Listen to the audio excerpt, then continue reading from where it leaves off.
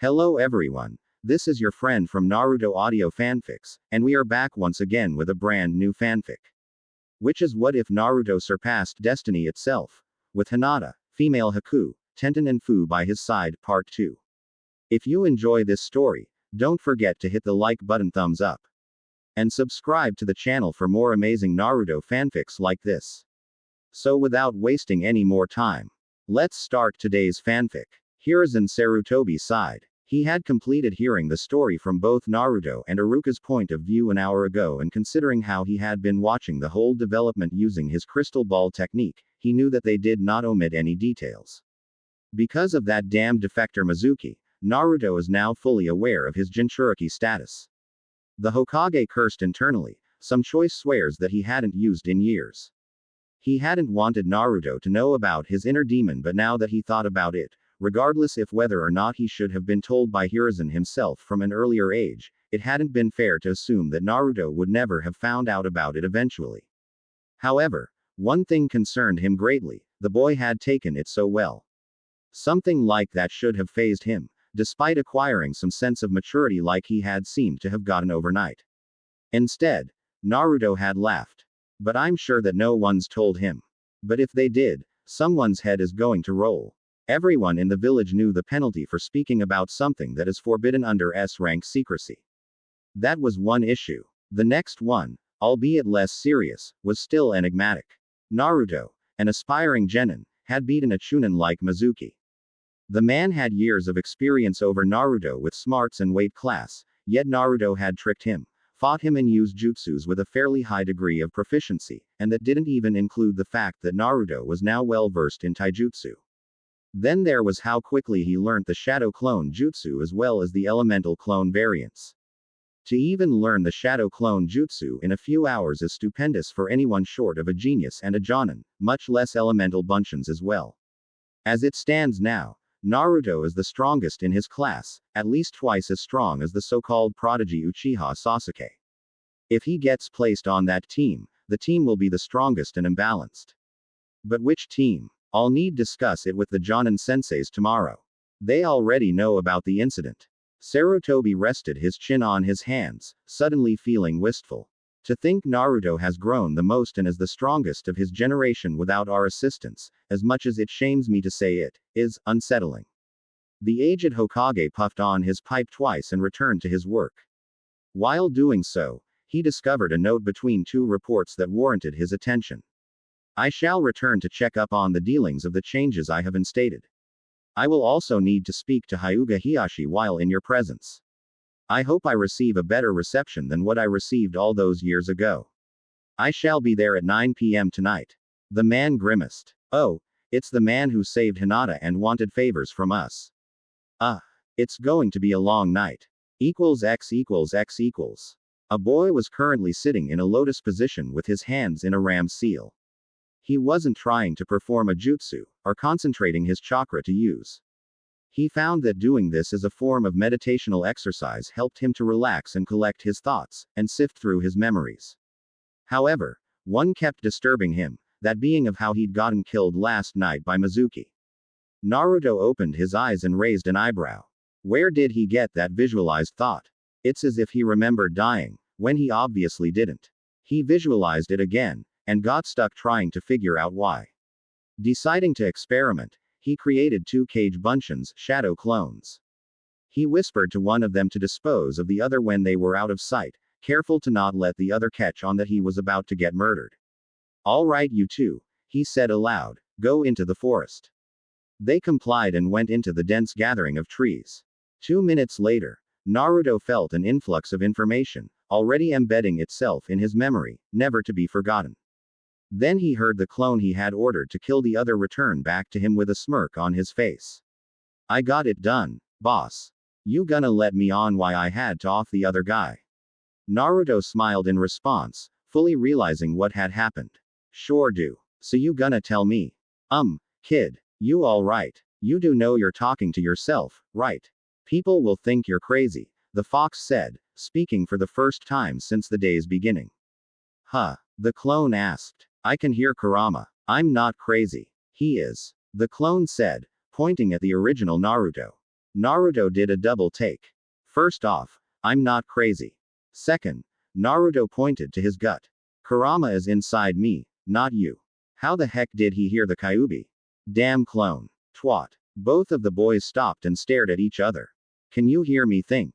Naruto asked in his mind. No shit. Of course I can. Naruto heard the answer in his own mind, courtesy of the clone that appeared to be in thought. Kurama was, well, he felt confused and excited. The only person he ever really had to talk to, or at, depending on how his container perceived it, was Naruto, and with this, he'd actually be able to talk to more people, even if they were technically the same brat. The seal must have made it possible for you both to communicate by telepathy. Like a connection. But why did you make him kill the other one? Kurama asked. I remember getting stabbed in the back by a kunai because of this clone here. Naruto thought with a sweat drop. The clone only smirked in response. You know, I had considered bashing his head in with a rock. Naruto looked at the clone in mild horror. Sometimes I scare myself. I heard that. The clone retorted. Kurama sighed. He had no doubt that on the outside, his container must have looked like he was in a staring contest with himself and that he really was suffering from some kind of neurosis.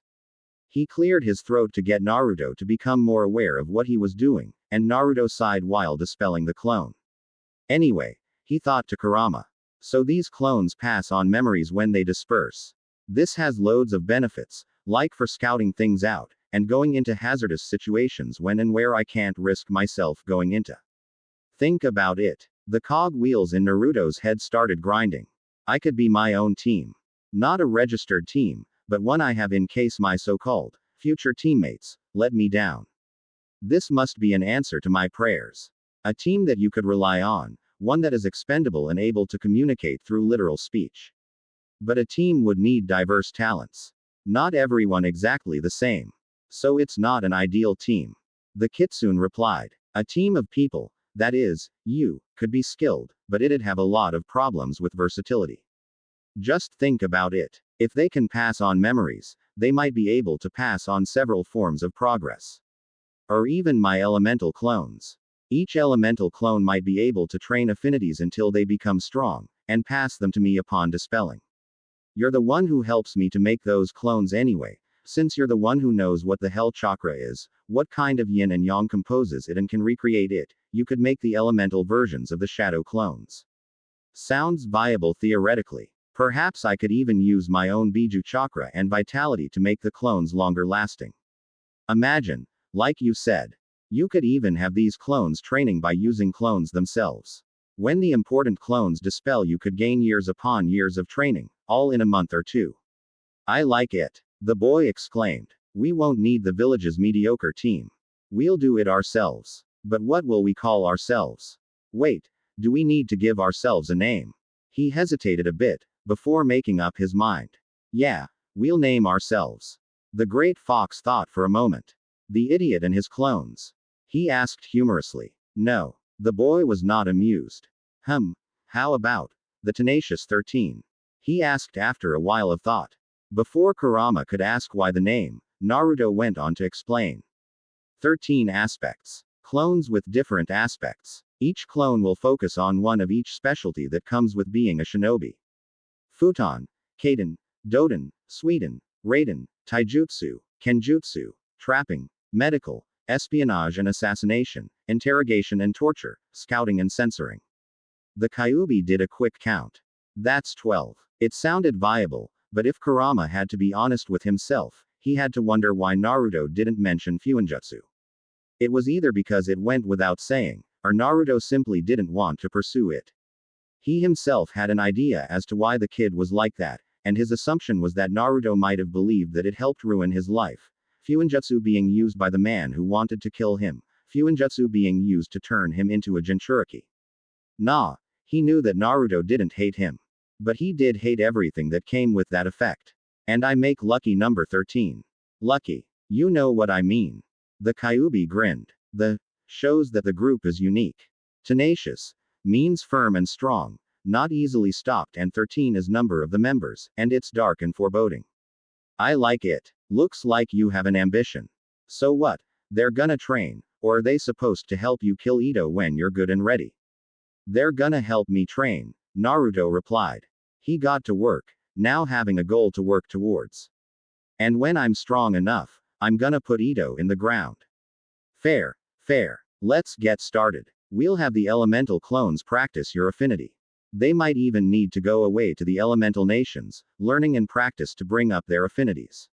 The first thing to do is to create a clone that's durably enough to sustain itself, or at least not disperse when someone hits it. I got a couple of ideas. Since there's obviously a link thing going on between you, me and the clones, maybe they can either pull on my chakra after being made, or you can try to make them while using the tailless state. It was a simple experiment, but was an overall disappointing failure. The clones could try to access Kurama's chakra wirelessly, as he'd put it, but while there was a switch being flicked, there simply wasn't any power to access. On the second aspect of the experiment, Naruto would create his clones while in the feral state, but they were still easily destroyed in one hit. He didn't even have long to put this through trial, as there was always the risk of alarming the whole village that the Kyuubi's chakra was being used. There is still another alternative. You gotta allow me to take over and create a shadow clone with your chakra with my unadulterated chakra as its core. No, don't interrupt me, brat. I know that it'd scare the shit out of everyone in the entire village. We just have to leave the village first and do it at first convenience when alone. Naruto grumbled heatedly in disappointment. Alright, fine. I guess we'll just move on to improve our general training then. I have it all planned out.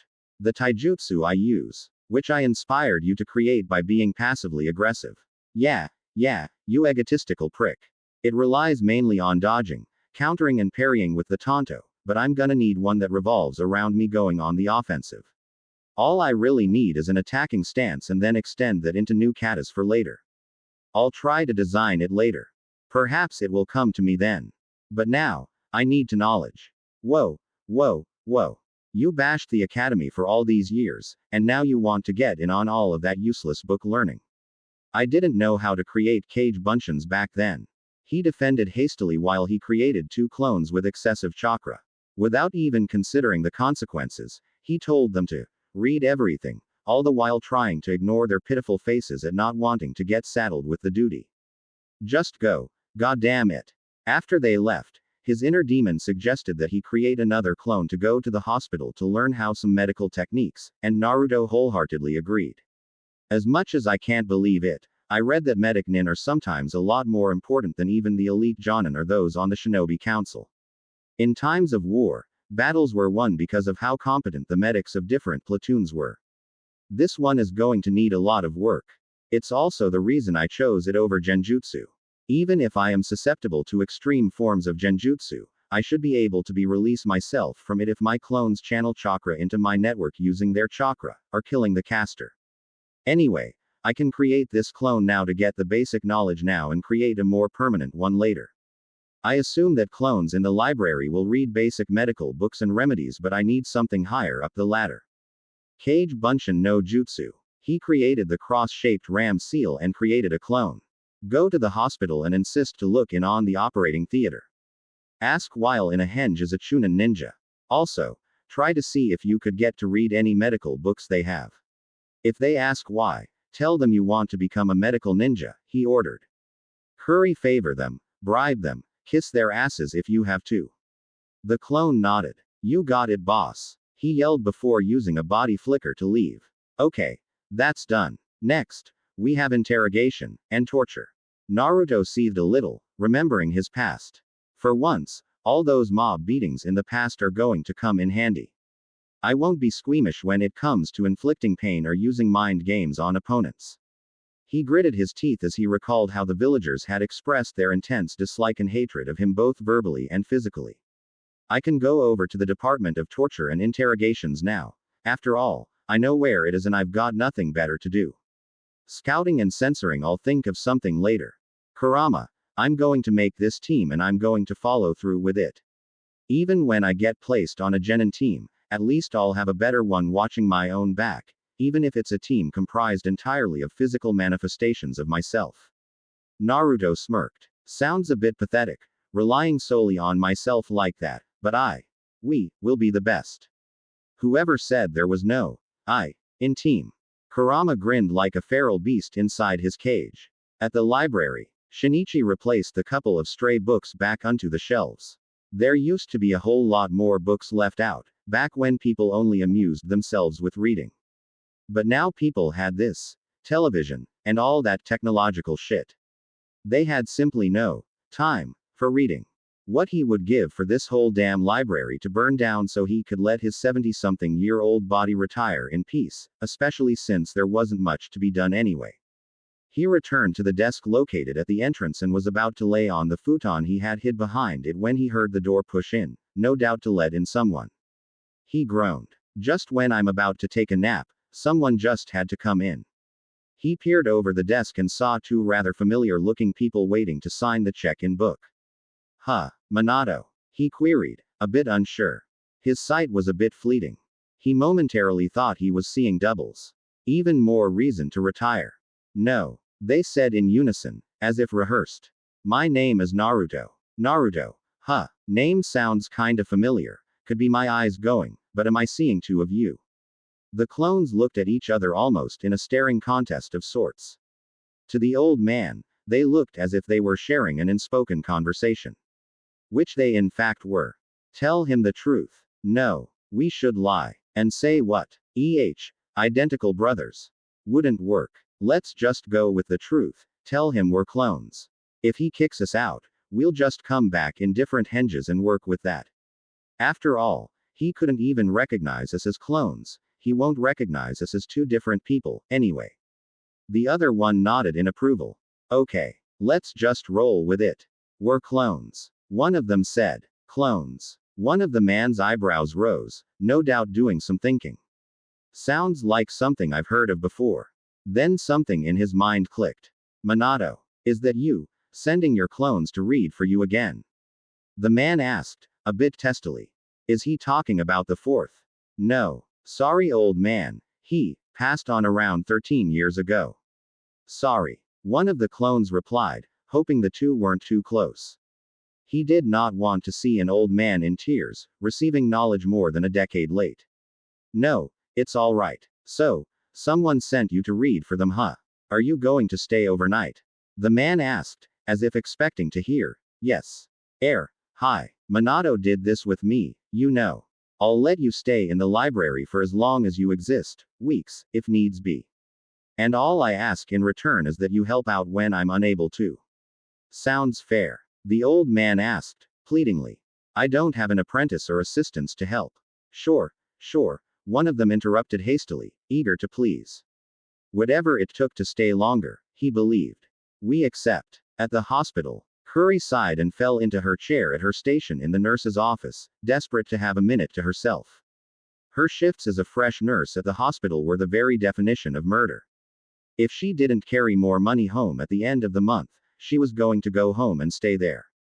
Sure, she liked to help people, but right now, nothing was going right. As if it was the devil's way of adding an extra straw to break her back, the air conditioning unit sputtered and suddenly died. She went over to it and fiddled with its dials, but nothing worked. She banged it, pleaded with it, threatened it, but nothing worked. She swore under her breath, just barely audible to keep the head nurse from hearing her profanity. After a while, she gave up and went downstairs. If she couldn't get comfortable indoors, she would simply try sitting out in the small garden at the back, she mused. One's as good as the other. She opened the hospital's front entrance and bumped into a young man who had appeared to have chosen that same moment to enter the hospital as well, and he was so strong that she was knocked onto her backside. Oh Cammy, why me? She was exasperated. Today must have been an off day for her. Oh, sorry, I wasn't paying attention. Sumimasen. He apologized profusely, hoping that he didn't hurt her. No, it's all right, she lied. She hoped he wasn't an important figure, because she did not need any more bullshit to put up with. They both picked themselves up and observed each other for a moment. Achunin. He was nondescript, nothing special going on for him. 5'9", spiky brown hair that framed a round face with a pointed chin. A nurse. She was dressed in the usual nurse's garb. She had straight black hair that fell to her shoulders with lovely teal eyes. The woman currently had her arms folded, which pronounced her already impressive bosom. All in all, Even though being civilian-born and in medical nurse's clothes, she was an attractive woman. Naruto's clone had make a mental effort to keep himself from blushing. Excuse me, I am hoping this isn't a bad time, but I would like to know where to go so I can learn some medical techniques. I would. Sorry, can't help you. I'm not really up there on the medical staff ladder, and besides, no one even has the time to scratch their own heads, let alone teach someone. I don't think any of us can help you. The young Chunin was crestfallen but brightened a little after some thinking. Maybe you could put in a good word for me to someone who could help me then. Or I could assist you in something or other so you could have some time to help me. I really don't want to become cannon fodder, he said pathetically, hoping to excite her sympathy. She, at the very least, did look like she was considering his offer. I could use his help. Tell you what, if you can fix an AC unit upstairs, I'll make some time for you, she replied in a careless tone. Perhaps some conditioned air would stop her from being all bothered. Just to fix it. Fair. Alright, get me the manual and I'll fix it. By the way, what's your name? Curry. And yours? He gave it some thought.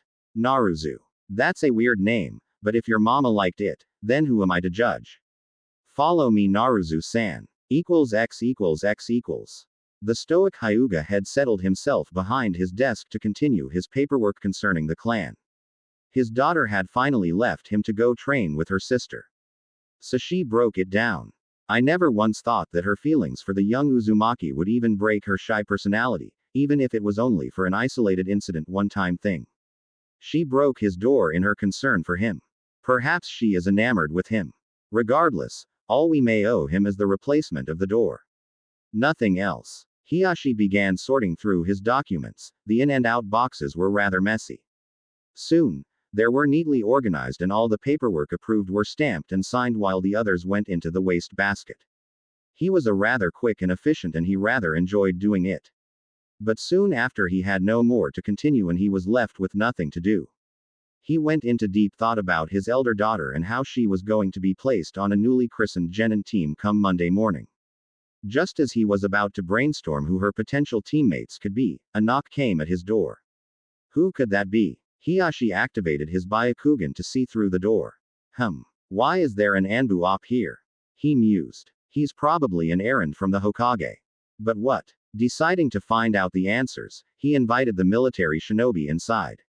The Anbu entered into the room with grace and wariness, not one movement wasted as he were nothing but a clock.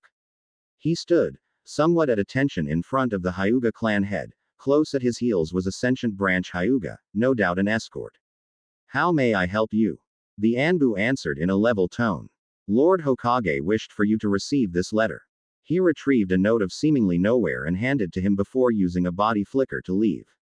The branch member took his leave as well now that his job was complete, leaving the clan head to have some privacy. Only then did the man open his letter. The document could hardly be called a note, let alone a letter. The whole message was written as if it nothing but a little ditty. The man from back then has come back again. Make sure to be on time at 9 tonight. He hopes there will be no fuss over what we shall discuss. Solo is the way to go. Hiyashi closed his eyes. No doubt that the Hokage was an avid reader of poetry and decided to code the letter like that of one. The message was clear to him though, although that could be to the cause that the message involved him directly. It probably means that the man that rescued Hinata has returned and wishes to speak to the Sandaime and myself about the favors we did for him. Noble and selfless they may be, they feel suspicious, considering that he said he doesn't pledge loyalty to Konoha. He never did cotton to the man. Despite hiding his face, Hiyashi always felt like he was talking to someone different each time, despite the fact that he always felt familiar and that, not that he would ever admit it, scared him. The Hyuga sat patiently, waiting for their guest to arrive. He looked to the Sandaime Hokage who was currently seated by his large desk that tied into his title. Both men were yet to speak to each other and that served to make things more awkward between them. Frankly, Hiyashi preparing to leave the second 9:01 p.m. struck on the clock. He was an important official, as well as the Sarutobi himself. They had no time to waste, especially with someone whose identity was yet to be discovered. Besides, he wanted every excuse possible to avoid meeting the man they were waiting for. Suddenly, The clock hit 9 p.m., and in that same second a man appeared in the center of the room via a body flicker. He was dressed as before, not a single hair out of place. However, there was a markedly obvious lack of seals on his person, unlike the first time they encountered him all those years ago. Good evening, Hokage-sama, Lord Hiashi. I hope I've not been tardy, he remarked flatly. Welcome, may we have your name, or at least a handle we can use? It would make things flow more smoothly, the Hiruzen requested. I can give you a handle. Call me Sagan. Sagan, Hiashi asked. Weird name to choose. The hooded man said nothing in response. Anxious to clear the air of the growing tension, Hiruzen cleared his throat. Sagan-san, we're here to discuss the results of your requests roughly 2.5 years ago. Sarutobi continued. That's why you're here, is it not? Ah, yes. So, how is the soup kitchen getting along? Oh, and make it brief. I'm sure we have other places we'd rather be right now, Sagan replied, much to the Hyuga's ire. It's doing well, if I may say so myself. As per financing is concerned, the Hyuga clan has given quite a bit of funding since its opening. I believe that many of the people who frequent it are the people who suffered during the Ninetales' attack. Some of them are even willing to injure themselves to sleep there in a warm bed that the side house provides. His hand lifted and disappeared to stroke his hidden chin in thought. Is it possible for the Hyuga to fund a little more for expanding just a bit more? I am sure that Lord Hiashi can dig just a little deeper. Maybe about 50 futons next to and around each other would do the job efficiently. The futons could simply be put away in the day, Sagan suggested. This is going a bit too far, Sagan-san. We Hyuga don't have an unlimited amount of money in our treasury. If we have much more of this so-called charitable funding, Hiashi said in disgust, we'd have to forfeit our emergency fund which was set aside for our own survival or anything that warrants an emergency of similar dire straits. It was times and foolishness like this that made the man more emotional than not. Do you think we have bottomless pockets? No, the guest said testily as if he was preparing for a fight with the man, you're right.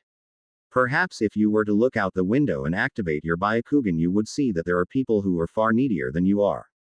You seem to have on expensive new robes. Perchance if you went hungry for a few days you would realize how superfluous that your extravagant worldly possessions are. These people have no clothes, no food, no warm beds. We see them every day, and yet we try to ignore their situation. So you are hesitant. Perhaps if you were to have lost more than just your first heiress Lady Hinata you would have been giving a lot more in gratitude. I suppose it can't be helped. Hiashi seemed regretful all of a sudden. He didn't mean to say what the man was interpreting. Are you implying that I don't care for my own village or its denizens? I do, but you're not even a resident, and if you care that much for the leaf, I don't see you rearing up to lift a hand to help it yourself. Fair accusation. I'll release you from any debt you owe me, since you feel that you've done enough. I will give you a new proposition. I will do the Hyuga clan one service, a mission if you will, into any situation, no matter how underhanded, futile or suicidal it may be, but only if you're willing to invest more into what should have been your civil duty, Sagan spat. Do we have accordance? How can I be sure you will get the job done if I go through with this? The clan head was skeptical, not missing the man's disgust. As much as I dislike boasting, I am very confident in my skills, and you know that I've faced off against the ambassador from Kumo and your Anbu without an ounce of effort. Then there's my durability, chakra capacity and something else. I cannot reveal any more. You get the idea. I am still doubtful. You should still be ashamed, having to be bought to help the less fortunate. I merely used the incident all those years ago to help both of you to have some humanitarian ideals, if not for the benefit of all, then even for the benefit for one person, isn't that enough? And yet, you refuse my offer. His rebuke was stinging. I suppose that's true, Hiashi admitted to himself. He'd never really taken the riff-raff of the village into regard before. It was also pleasing to see Hitomi happy with his charitable actions be it willing or not. Even more so, she had been taking her own action, and what was worse was that if it should be that he didn't accept Sagan's offer now, she'd drain his private accounts to continue.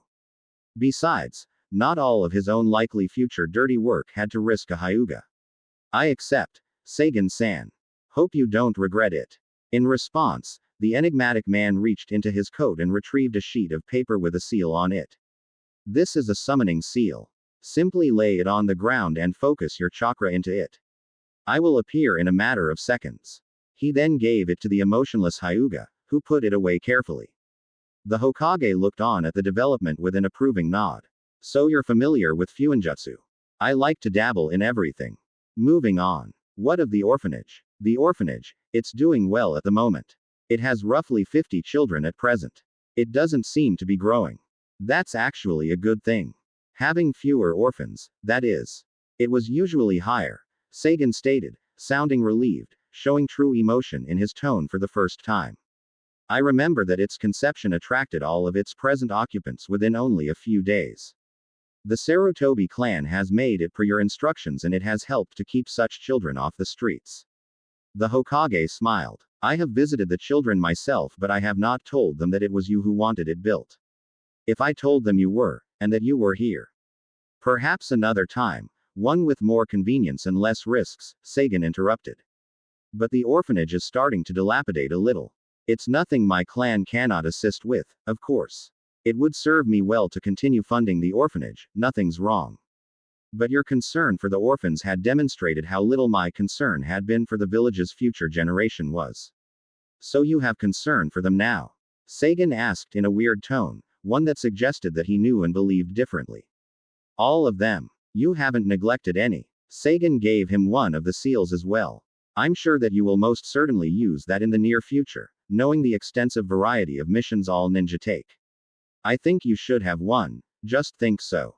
The Hokage took it from him carefully and mused over it. Perhaps I'll get Jiraiya to look it over. Just think so, he thought ironically. It was for the fact that the man reminded him a lot of Ito, although he was reputedly wandering around the border of Suna right now. Ito was something of Fuinjutsu expert, and if this was his, then he was basically leaving his identification card behind. If not, then he just happened to land a strong ninja in his back pocket. Win-win either way. Sagan made a show of stretching. Well, I'll be making my leave. Hiyashi-sama. Hi. The man answered. Don't waste it. And so the final word was said. Sagan left in a vermilion red body flicker, and made sure to leave no trail. X equals X equals. So yeah, you did me a solid, Kurama. 100 favors. How do you like the scenery in there now? Kurama sat down in the new mindscape. The general outlook had changed from bleary to cheery. Instead, the leaking pipes that had intercrossed a dark flooded sewer had been substituted for a grassy plain with a rather large tree in the middle that was big enough to shelter under, even if there were two of him. There was enough light but it carried no heat.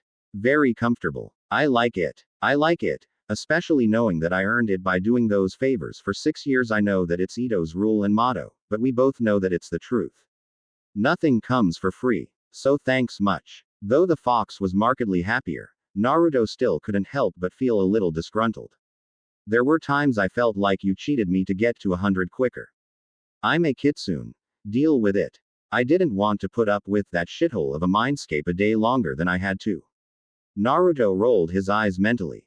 Whatever. Naruto walked into his classroom and took his seat quietly.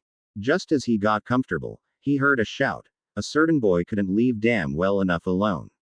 Oi, dead last. This class today is only for those who passed. Kiba shouted, his high volume catching the attention of the whole class. And who the hell died to get you that hit I ate? Naruto ignored the insult, but Shino was the only one noticed that Iruka flinched when Kiba made his last boisterous statement. He would have to find out why later. He could recall the conversation he'd overheard between the blonde and Shikamaru on Friday. Naruto himself had sounded so sure that he was going to fail, and Shino had learned that he had in fact failed. But now, here he was, forehead protector and all.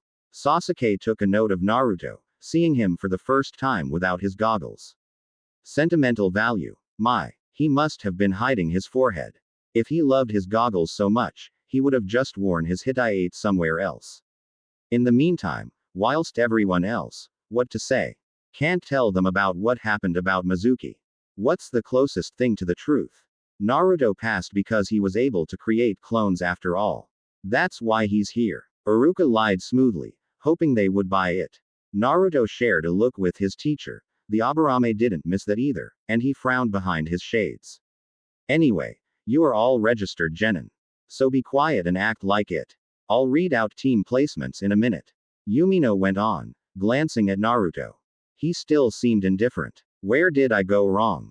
He waited for the class to hush themselves before taking out the folder with the team information out of his desk and begun to read. Naruto listened to the team placements for 1 through to 6. It was just as he had predicted. All the civilian scores had really rounded off themselves so they would all be placed on balanced teams. Damn. He loved being a smart, and Kurama caught the thought and added in his 2 cents. Tell me about it. And that's Team 6. Your sensei is, Iruka droned. Okay, Kurama. Let's see if I'm right about the rookie placements.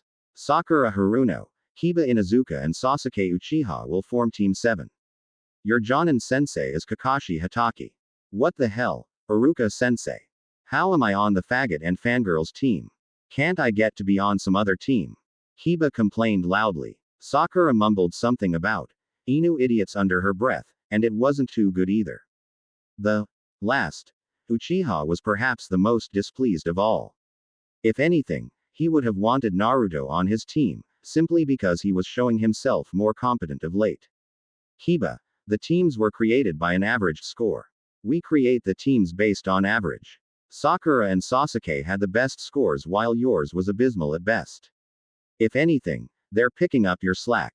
Frankly, if we didn't have either of the 2 rookies of the year, then you would have failed the program. Now be quiet. Iruka humiliated the Inuzuka while the class laughed at him. Hiba sat down again in disappointment while Naruto smirked, glad that Inuzuka was getting some comeuppance, though it was his own prodding that had led up to this. Meh, maybe he'll make it up to the guy later or something. Next squad will be composed of Shino Aburame, Hinata Hyuga. Time for the moment of truth Kurama. Quiet. I want to hear what he's saying. And Naruto Uzumaki. Your Jonin sensei is Kurenai Yuhi. You will compose Team 8. Well. Someone was right on the money. It seems to me that you do have a good head on your shoulders after all. Naruto sighed happily. He had hoped that Hinata would have ended up on his team, since he had decided last week that she was fine in his books. Was there any doubt? My friend, the doubt itself was bigger than my actual size. Team 9 is still in circulation. Team 10 is Shikamaru Nara, Shoji Akamichi and Ino Yamanaka. Your Jonin sensei is Asuma Sarutobi. The Kitsune was surprised that Naruto was correct to the letter about his predictions. His analytical skills were impressive. You'll all wait for your Jonin senseis in room 4, Iruka continued. They will arrive just after lunch hour. You're all dismissed, and you have my blessings. He smiled at them all sadly, thinking about how his children were growing up. And good luck being the shinobis of the next generation. X equals X equals. Has anyone ever heard of her before? Naruto put the question out to his teammates. Shino pushed up his glasses before responding. I believe that's she called the upcoming Genjutsu mistress of Konoha, he said simply. I know nothing else. Hi. She is a good friend of my K-Ka-san. Hinata stuttered a bit. Naruto's thoughts were already racing. Hey, Genjutsu you say? Huh. At least I won't be susceptible to it anytime soon. You got my back with that, right Kurama? No. If I keep helping you, you won't really grow. Why start refusing help now? Naruto was confused. 1. Because it's the right thing to do. And, I don't have to suck up to you anymore by doing favors. The first reason was enough. Naruto muttered. Excuse me. The Aburame lifted an eyebrow. Naruto caught himself quickly, realizing that he'd spoken out loud. Both reasons are enough. That's what I said. Shino was skeptical but didn't push it too much. As in, she is a genjutsu user and must be really skilled in it if she's dubbed as its mistress. That means that she will fight dominantly with it instead of other techniques. I see. Go on. And, Naruto pointed at Hinata who blushed a little. If she is on such good terms with your family, maybe you know who could tell us what kind of history this lady's got. I've been told from my K-Ka-chan that she was very good friends with Kurenai's father when they were on the same team but he died in the Kyuubi's attack. She also has an intense dislike for perverts. Hinata said. Interesting. Anything else? He tapped his chin with a forefinger. No, Naruto-kun. This woman might probably hate me. She's gotta be in on the secret that you're sealed inside of me, Kurama. Naruto was already leery of his Jonin teacher, and couldn't shake the possibility that this team was already wrecked before he got a chance to create his own shinobi team once he left the village on mission. Maybe it would improve relations with our future sensei if I told her that you're apologetic for your actions. I was being manipulated by that Uchiha. It's not my fault. And besides, Ito could have done something to help the situation, but only made things worse.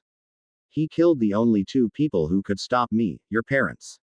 Wouldn't hurt. Wouldn't really help either. What's done was done. As soon as he said this, the bell rung to signal the end of lunchtime and everyone filed inside to room 4.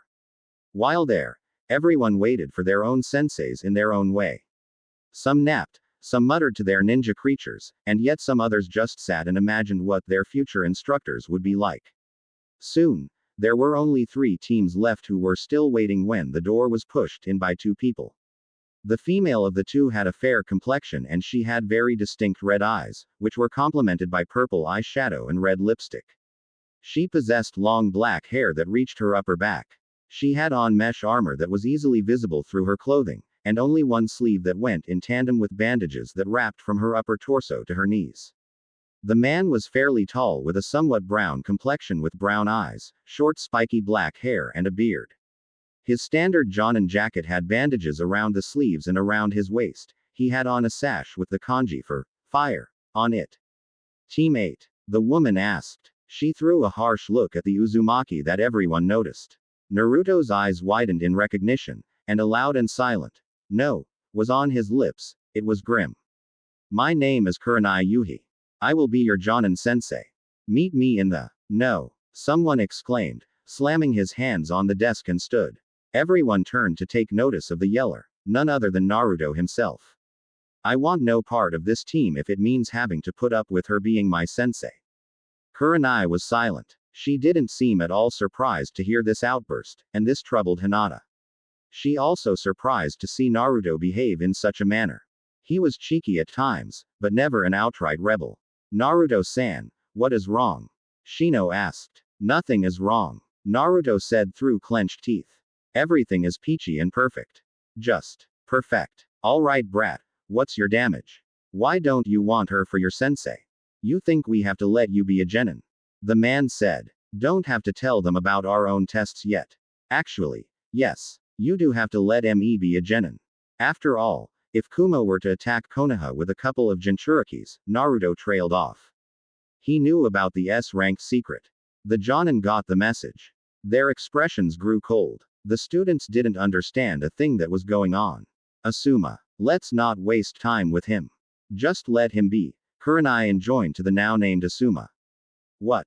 The man was baffled. Just ignore him. Yeah, that's right, Naruto exclaimed. Just keep doing what you did Thursday. Can someone tell me what the hell is going on? Kiba was completely confused and befuddled, couldn't take any more subtext. From what I can gather, Naruto is upset with Kurenai sensei due to some incident on Thursday. Shino sounded unsure at first in his explanation, but kept on.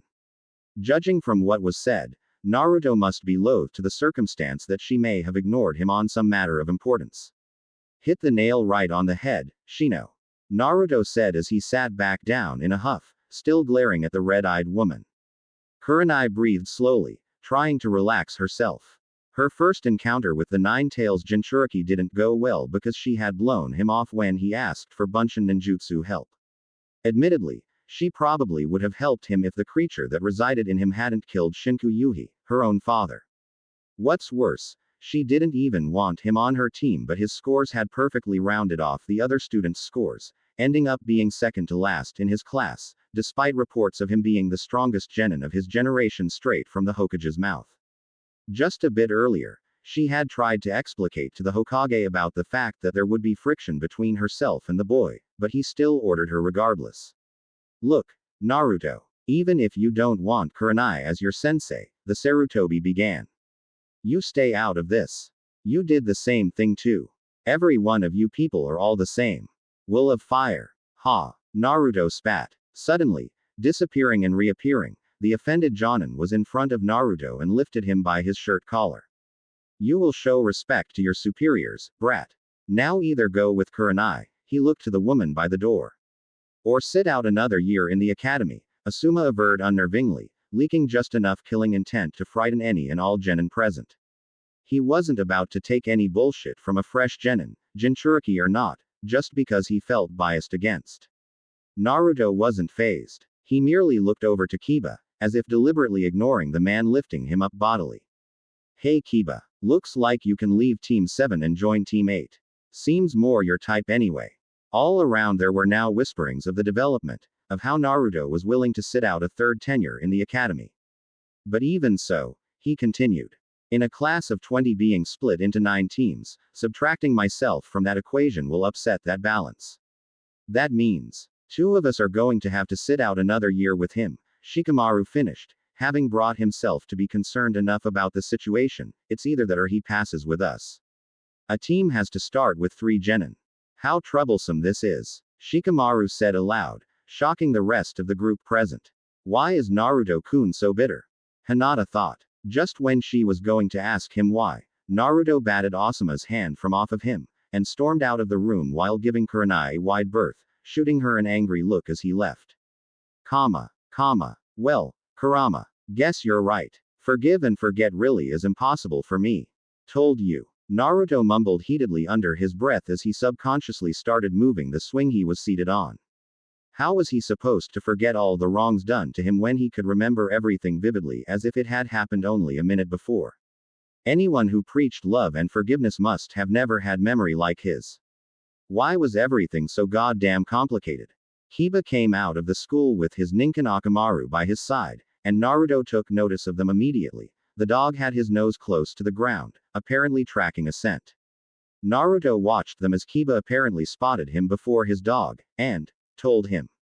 With that done, he patted his dog and allowed him to jump onto his head, before the 2 came over, whereupon Kiba then took a seat on a tree root beside the whiskered boy.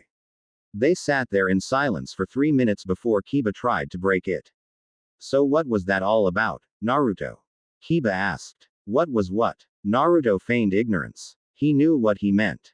He was merely trying to delay the conversation, least of all with Kiba of all people. That shit you just pulled in there. It's just one big awful mess in there. People are in there arguing who sits out another year with you. What that all about? Kiba yelled. Naruto groaned inwardly. There was just no going around this. Fine, I'll talk. Just keep your damn voice down.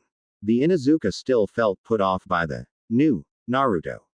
Nonetheless, he would go along. He still wanted some answers. Okay, he said quietly. You remember the test on Friday? I failed the exam because I couldn't create 3 bunchins. Naruto started. Yeah, who could forget that? You're the only who failed that. Kiba chuckled. Naruto wasn't amused. You're the only one to fail the written exam, Naruto remarked, much to Kiba's chagrin. I just didn't get a chance to study, that's all, he answered lamely. I was polishing my taijutsu. Still passed overall, though. The kitsune inside the seal who was listening in on the conversation was impressed. His container's ability to read people was scary good. Naruto smirked inwardly. Yeah, anyway, I knew I was probably going to fail that part of the ninjutsu exam, so I went around asking for help the day before. I asked a lot of ninja, including those 2 ninja, but they all refused. Hey, I get it. Even if somehow managed to learn that jutsu overnight, you're just pissed because that woman who was supposed to be your sensei now didn't even give you the time of day before. Kiba could relate somewhat. No one really helped him with his training until he was named clan heir when his sister didn't want the training or responsibilities. Yeah, Naruto appreciated the fact that Kiba wasn't thick all the time. Alright, Naruto sighed. No one helped me. I had to learn the technique on my own, and to tell the truth, it's a little better than the one they taught us in the academy. If you don't know how I got to learn it, then you're probably not meant to know. It's a bit of a secret, Naruto said quietly. He quickly made a clone and told Kiba to take a punch from it. The ignorant Inuzuka complied, thinking that it would pass by him. Fortunately, the clone decided to just thump the boy on the shoulder instead of causing real damage. Kuso. That's impressive. Can I learn it? No. I just have a lot of chakra that allows me to create these clones. You probably won't be able to create them until you're about, say, 15 years old. Hiba was about to argue, but stopped to consider the chakra reason. It was true that the clone jutsu required a small amount of chakra, and people who couldn't create them were often people with too much chakra, his mother had explained once. If that was Naruto's reason, since it concurred with his mother's explanation, then the guy wasn't lying. But still, maybe you could just forgive and forget even this time, huh? Naruto growled when he heard that, thinking that the phase was getting to be both ironic as well as reoccurring. I don't think it's fair for to hold a grudge against a teacher to the point of making two of us sit it out with you for another year. Damn it. Even Hinata's looking like she's about to start crying in there, thinking she won't progress, you know. Other people have to put up with your shit too. It's not fair. Not fair. Not fair. Where the hell the shopkeepers when I needed food? Where the hell's the orphanage when I needed someone to care? Where the is help when I'm about to get murdered? You need to get your facts straight before you come talk to me about what is or isn't fair. Naruto blew his stack but was coming down from his emotional high. For all I know, you could be the one who's worried for his position, given the fact that you're dead last in the class right now. Damn, Naruto. People tell me I'm a prick, but you're acting even worse. I don't know what the hell your problem is, but don't take it out on me. Hiba stood up and dusted the seat of his pants and left without so much as a backwards glance. You know, he's right about that, Kurama suddenly said. What? I mean, let it go, or at least pretend to. Everyone is really getting wary of you now. You could lose your Hitai if the Hokage thinks you're unstable because of your anger. Then what about the Uchiha? Naruto asked, upset now. I've never seen him lose his temper, but you did, you lost it in there. And you are known to have a certain nine-tailed fox jailed in you. It won't look good for you to get angry. I mean, if the Hokage was here watching that little spat between you and Kiba, he'd start thinking that the seal was breaking or something. He would think that, not necessarily act on a hunch. He is dubbed as the professor, you know. He'd want to get his facts straight first. Well, at least join the team. You're depriving your teammates of a chance to further their careers, the fox argued. I'm postponing their deaths. You're starting to sound really selfish. Me? Selfish? Am I being judged by a Biju who nearly leveled the whole village? Naruto grumbled. Be that as it may, just join the team. You can quit it at any time. Yeah, I don't do quitting. That's not my thing. Fine. You can leave the team or threaten to leave the ninja program. After all, to lose their own Jinchuriki would make them lose an edge in heavy conflict, and they could straighten that Yuhi woman if she doesn't live up to your expectations. Maybe, it's not as if people like you enough to do something like this for your sake, but it's something that is worth thinking about. Naruto did stop to think about that suggestion.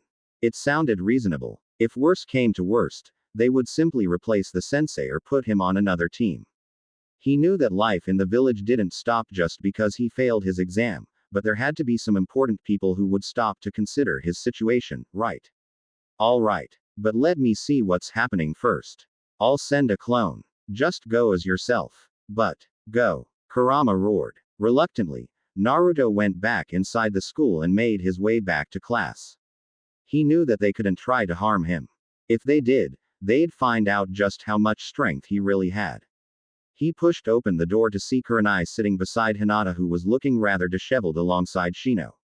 Team 7 seated themselves on the far side of the room, but Team 10 and that supposed Asuma man was gone. Maybe Hinata was really crying. Not tears, just agitated. But the damn woman shares a close bond with Hinata through her mother.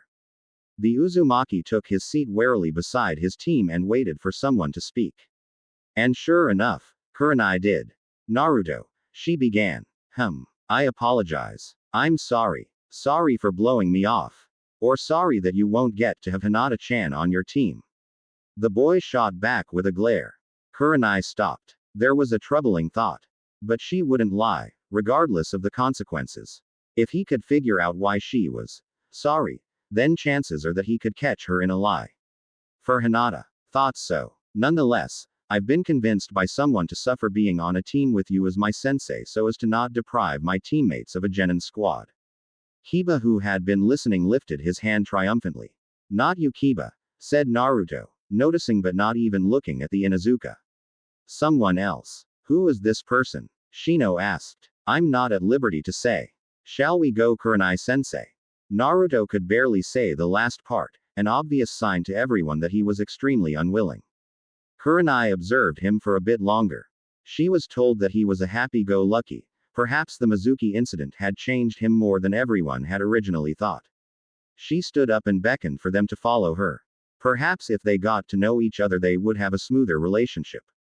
Not that she wanted to have one. It was just the Hokage's orders. X equals X equals. So tell me about yourselves. Name, likes, dislikes, hobbies, dreams. Shino, why don't you start first?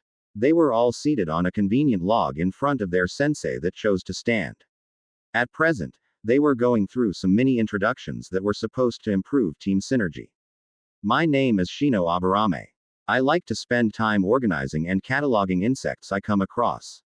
I dislike those who misjudge myself and my clan. My likes and hobbies are the same. My dream is to become a good clan head.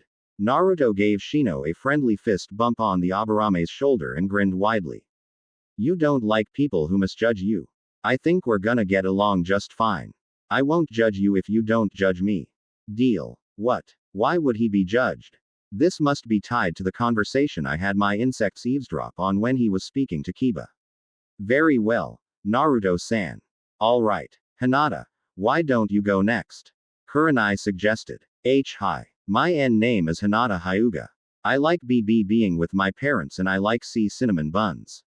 My dislikes are those who think my kindness is weakness and I don't like my family's segregation with the seal.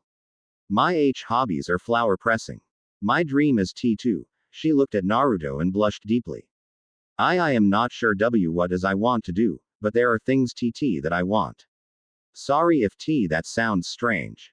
Naruto blinked and shrugged. Inside the seal, the monstrous Kitsune sighed. Even with his spiked intelligence, Naruto was still a complete dunce. Perhaps he would learn something about love when the library clones finally dispelled. Who knows how long that would take? Since it's my turn, I'll just start. My name is Naruto Uzumaki. I like to train in, well, pretty much anything that involves me getting stronger, and I'm not too shy about learning either, especially after my wake-up call last week. My dislikes are those who judge me, including biased teachers due to my status. He stared at the teacher pointedly but she ignored him. My hobbies and likes are the same. My ambition. I guess I'm like Hinata-chan. I don't really have any dreams or ambitions, but I am looking for someone, and not for good reasons. That's all. Alright. Kurenai clapped her hands, trying to dismiss the vague note that the Uzumaki had left in the air. The three of you have one final test. The original plan was to have the three of you to attack me using teamwork by attempting to take these bells. She took 2 bells from her weapons pouch. But all 3 of you know due to the earlier incident in room 4 that a team has to have 3 students under a teacher. So instead, I want all 3 of you to fight me with the intent to kill, only so that I can get to see your current level of progress. I'll call the session quits if I've seen enough. The red-eyed woman looked to her students, seeing them all stand up to ready themselves in some fashion. Shino whispered to his insects and Hinata activated her Byakugan while Naruto performed the ram seal to call forth his chakra. Judging by his intensity, she could tell that the boy was going to start using jutsus left, right and center. Begin. Shino and Hinata jumped into the trees to hide while Naruto sat back on the log. Yuhi glared at the boy whom she believed was lackadaisical. Well, oh, the test stops when you say you've seen enough. I can already beat a Chunin, that much is obvious, even if it was just a passing chance. If you really want me to fight seriously, I could probably level this whole training ground, might even kill you. His face brightened a little at the thought, and the expression only served to upset the woman. Probably won't, though. Kurenai scoffed. You level this whole training ground. She doubted it. Even if he beat Mizuki, the Chunin's skills were slightly dulled. Notwithstanding this, Naruto had only just made Genin. As for what she knew about him, it was that he knew that he was now a ninja, and that he knew his status. Perhaps he could have learnt something dangerous from the scroll of seals while he still had it, besides the Kage Bunshin no Jutsu, anyways, according to what the Hokage had said. But who was to say that he hadn't learnt others? Naruto smirked. I don't want to be arrogant. He formed the cross ram seal, and going along with this cue, the Kyuubi helped him to convert his chakra into elements necessary for the element-specific clones. 6 buncheons formed around him. You guys know what to do. Water. Fight her with the Tonto. She'll think you're more dangerous and try to take you out first. Just make sure she gets wet. Hey, stop laughing, you perv. Lightning. You'll fight her with the baton. Enforce it with Raiden Chakra. If it hits her, she'll get electrocuted. If that fails, the wind clone will do a collaboration jutsu with the fire clone. I'll throw some weapons from afar to distract her with the normal cage buncheon. The Iwa clone will try to hold her legs using the Shinju Zanshu no Jutsu, double decapitation suicide technique, if I have to go through with the final technique to blow everything up. Everyone got that? Yeah, they all exclaimed mentally. Too loud in Naruto's opinion actually.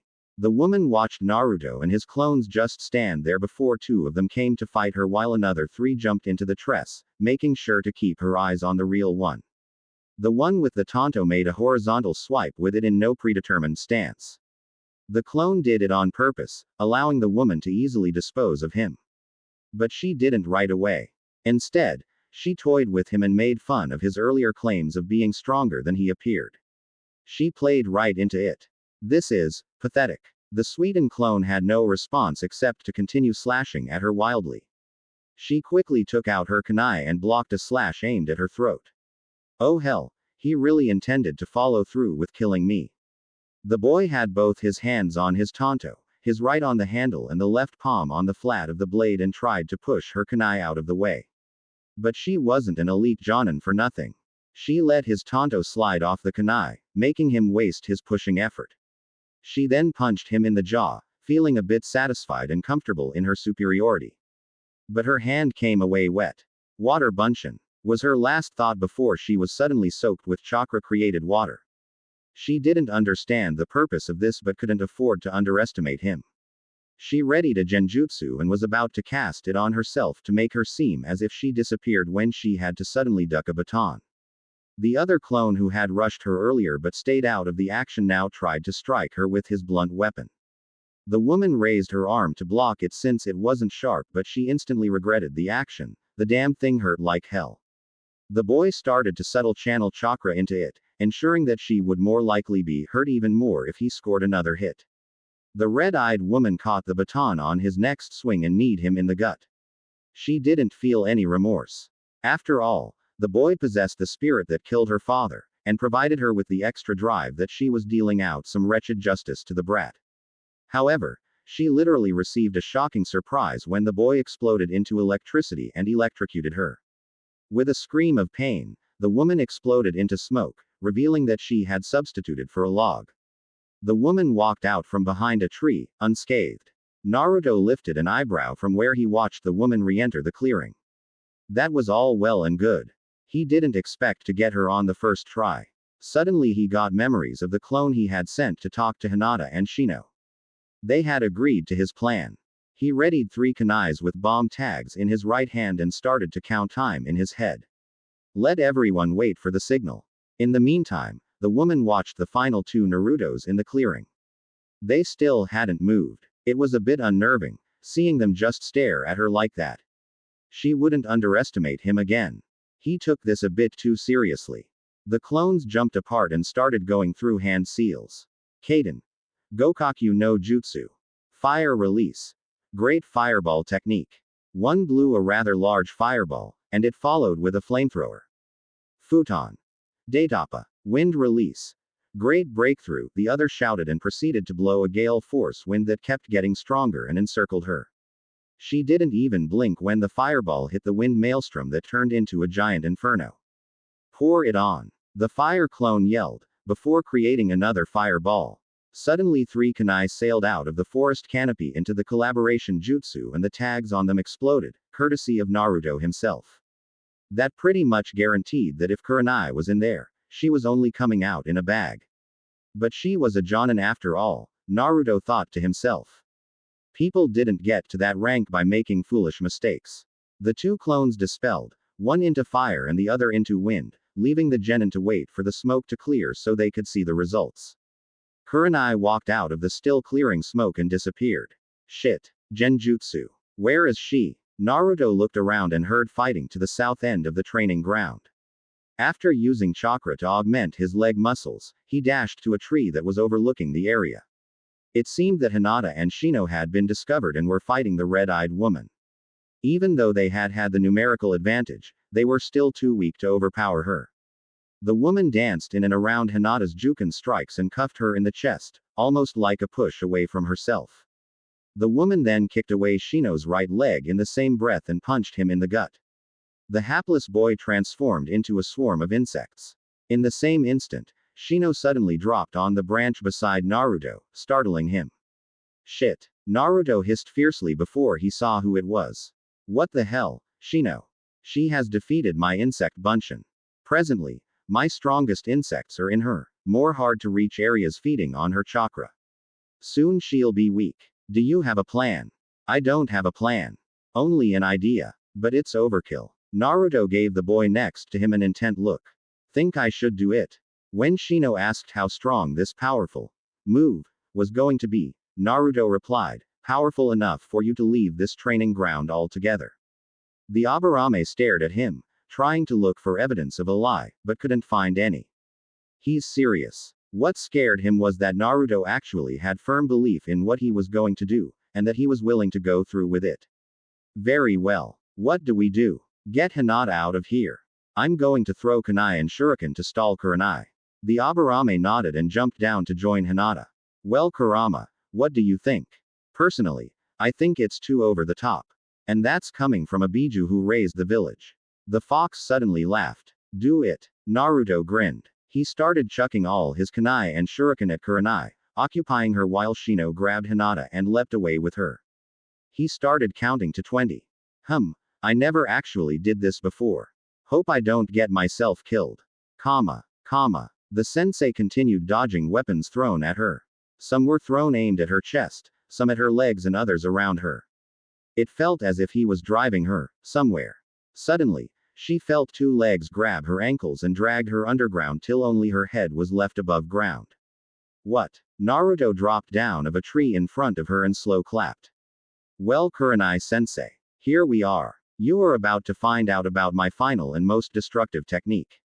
Just so you know, it doesn't really matter if I'm right, but I love proving people wrong. The woman merely looked at him, uninterested. But she was actually reading a substitution if she got an injury. Taju Kage Bunshin no Jutsu. He yelled as he formed the ram seal and strained. Soon, his features grew feral, red eyes and whiskers and all.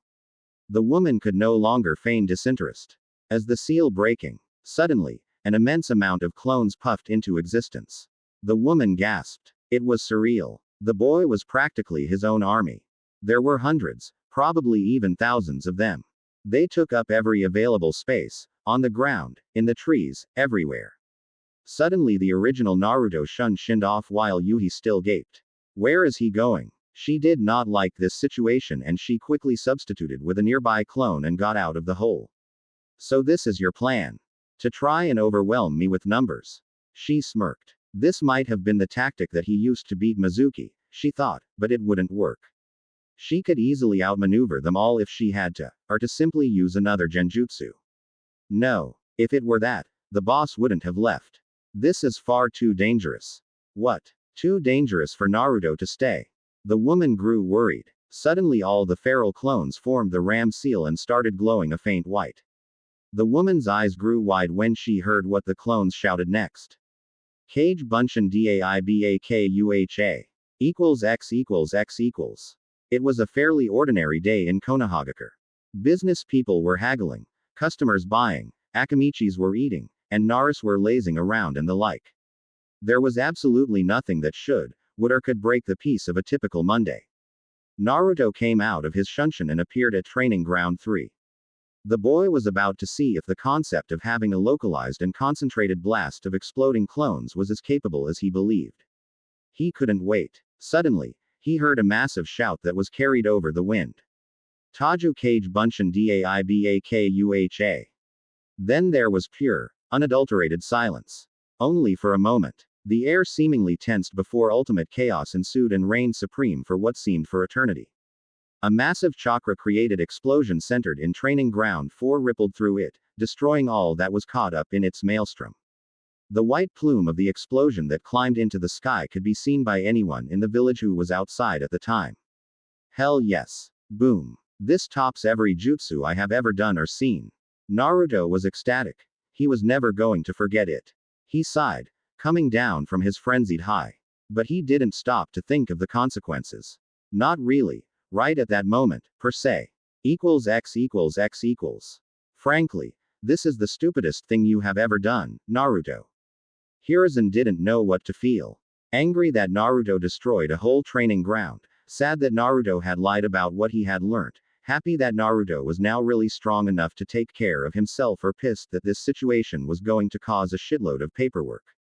The damn thing was practically multiplying on his desk every time he blinked his eyes. The old man put on the face required by his office that screamed, "Naruto, you've really stepped in it this time." But the boy had no regrets marring his countenance. It was an awesome and a destructive technique when clones were used in bulk. Even if he had to replant and grow every tree that was blown up into splinters, he would do it happily. Naruto was seated in front of the Hokage while Kurenai and the rest of Team 8 stood behind him. And behind them were Shibi Aburame and Hiashi Hyuga. No doubt that they were angry that Naruto nearly blew their children to smithereens.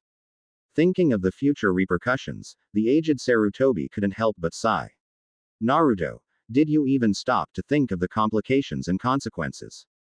Naruto was impassive. Hokage-sama, I did stop to think about them before I did the jutsu. If I had used offensive elemental bunchins like Raiden or Kaden clones, the damage would have been significantly greater and possibly start a forest fire that would spread to other training grounds. Elemental bunchins used in a Daibakua. Hiruzen nearly paled at concept. That may be, Naruto, but the fact remains why you did it at all. Naruto was prepared for that one. Kurenai-sensei told us to go for broke. So I did. The laws state that if one leaf ninja kills another leaf ninja by any means other than self-defense, the killer's life is forfeit. It's not as if it's murder. She told us to do it. Even if a mere genin had killed my Jonin sensei who practically told us to try and kill her had succeeded in doing so, 1, it wouldn't have been murder, and 2, it would have meant that the standards for Jonin quality is looking pretty low. Kurenai nodded. That was true. Then what of Hinata, you wretch? Was her life forfeit in your attempts to kill your sensei? Hiashi spat. Did you not care if anything were to befall her? Shibi spoke up for the first time. That's not entirely true, Hiashi-san. He pushed his shades a bit farther up his nose while speaking. My son told me that Naruto warned him that his next technique would be quite potent and told him to leave with Hinata-san. In fact, he went on to explain that he got out of the blast radius with a bit more than enough time to spare. Are you defending the boy's inappropriate use of destructive techniques, Shibi-san? Hiashi glared. No. With all things considered, however, Naruto-san did nothing wrong. They were on a training ground doing a training exercise. The teacher's words, in a sense, stated that each person should give his best, and Naruto honored the demand. Naruto told everyone of his potentially destructive jutsu, even going as far as to warn them beforehand. No one perished, or even injured. The only expense was the training ground, which, Shibi trailed off. Has no owners. Naruto finished. Sarutobi sighed. They were correct on all points. The training ground was free for everyone to use. If you got injured there, it was basically your own fault. If no one owned the land, no one could be sued for injuries sustained there. Furthermore, since no one owned the land, Naruto didn't have to pay anyone for any damages. In short, Naruto blew a training ground to hell and he got to walk away whistling, scot-free. He needed to find some way to amend that loophole. Later. These are all true statements. Naruto has nothing binding him to any problems. Hiruzen stated. He looked at everyone's reaction. Shibi, Shino and Naruto were emotionless, Hiashi was giving a death stare at the blonde, Hinata was uneasy, and Kurenai seemed a bit upset. She had probably wanted the boy to get some sort of punishment for actually coming close to putting her down. Probably because Naruto didn't get into trouble. She still needs to pull her act together and look past his prisoner's sins. The Sandame thought. Shibi-san, Hiashi-san, you're free to leave. The clan heads left, leaving Team 8 with the Hokage. Kurenai, would you recount what had transpired? Hiruzen asked. The red-eyed woman obliged and told him of all what had happened. The only details she spared were her feelings for the boy at the time. Naruto suspected her anyway, and besides, she was sure the Hokage knew them already. When I realized the jutsu, I performed a quick shunshin, not heeding where I would end up. However, I arrived at Training Ground 7, interrupting Team 7's meeting and introductions. That's the conclusion, Hokage-sama. The Hokage seemed to be in deep thought. So what is your assessment of their skills? The genin looked to their teacher, two of them hoping they made a good impression. The third one, in particular, didn't care much either way. Shino shows promise in his clan's techniques, maintaining a somewhat pacifist behavior in fighting. He uses his clan's insects in an effort to weaken and incapacitate me beforehand. Hinata also shows some skill in using the gentle fist. However, she lacks confidence to fully follow through with her more debilitating jabs. I think that could be remedied over time. Naruto demonstrates fairly good tactics, diversity in fighting, and is overall a heavy hitter. In force alone, Naruto could be Jonin level, while his tactics are Chunin level. Unfortunately, he lacks experience on a real battlefield, so he may only appear excellent on paper. Kurenai said. Naruto grumbled to himself about the last part. Even when he knew he was strong, she was using not so subtle insinuations to tear him down. I knew that if Kiba had been on this team, we would have been a tracker team, but I believe we are well rounded this way. I am a genjutsu expert. Shino has tracking abilities, Hinata is versed in taijutsu and can use her Byakugan for censoring, and Naruto will be a ninjutsu brawler. We would be able to be effective in combat at all ranges and situations. Naruto opened his eyes a little wider. So, she is somewhat happy to be on this team, even with me. Perhaps I could try to make this work after all. The Hokage made a note of what she said. Interesting. It seems that your theory has merit. Very well. So I take it that you will pass this team. Hi, Hokage-sama. You may leave, Team 8. Kurenai turned to her team. We shall meet for training at 7 a.m. at Training Ground 4. It's destroyed. Remember. Naruto smirked. Kurenai stared at the boy frigidly. We'll meet at Training Ground 3 instead. The team collected themselves and ushered their way through the door, Naruto last. As he was about to step through, the Hokage called out. Naruto, I wish to speak to you tomorrow at 4 p.m. Hi, Hokage-sama. Naruto remained formal. He left, and shut the door behind him. He's still so non-casual with me. Is it because he found out about the fox in a more disastrous fashion than hearing it from me? The Hokage could only ruminate on his radical theories. Before he could get any further, the door pushed open to reveal his secretary with a stack of papers which she placed on his desk. Most of that consists of complaints regarding the explosion at Training Ground 4, Hokage-sama, not to mention the Shinobi's concerns that we might be under attack. Hiruzen sighed. It had been a bare half-hour since the explosion and there was this much paperwork regarding it. He really needed to throw his hat to some other poor sap. X equals X equals. He walked around aimlessly around the commercial area of Konoha. He could see the young people fraternizing, businesses thriving, overall, everyone was happy. Damn. It really wasn't fair. Why did everyone else get to be happy when he didn't? These are unsafe waters, boy. What? Why would you think of their happiness? It would only cause the opposite to you. Why would you even want happiness? Do you want to be happy? Naruto stopped. Did he want to be happy?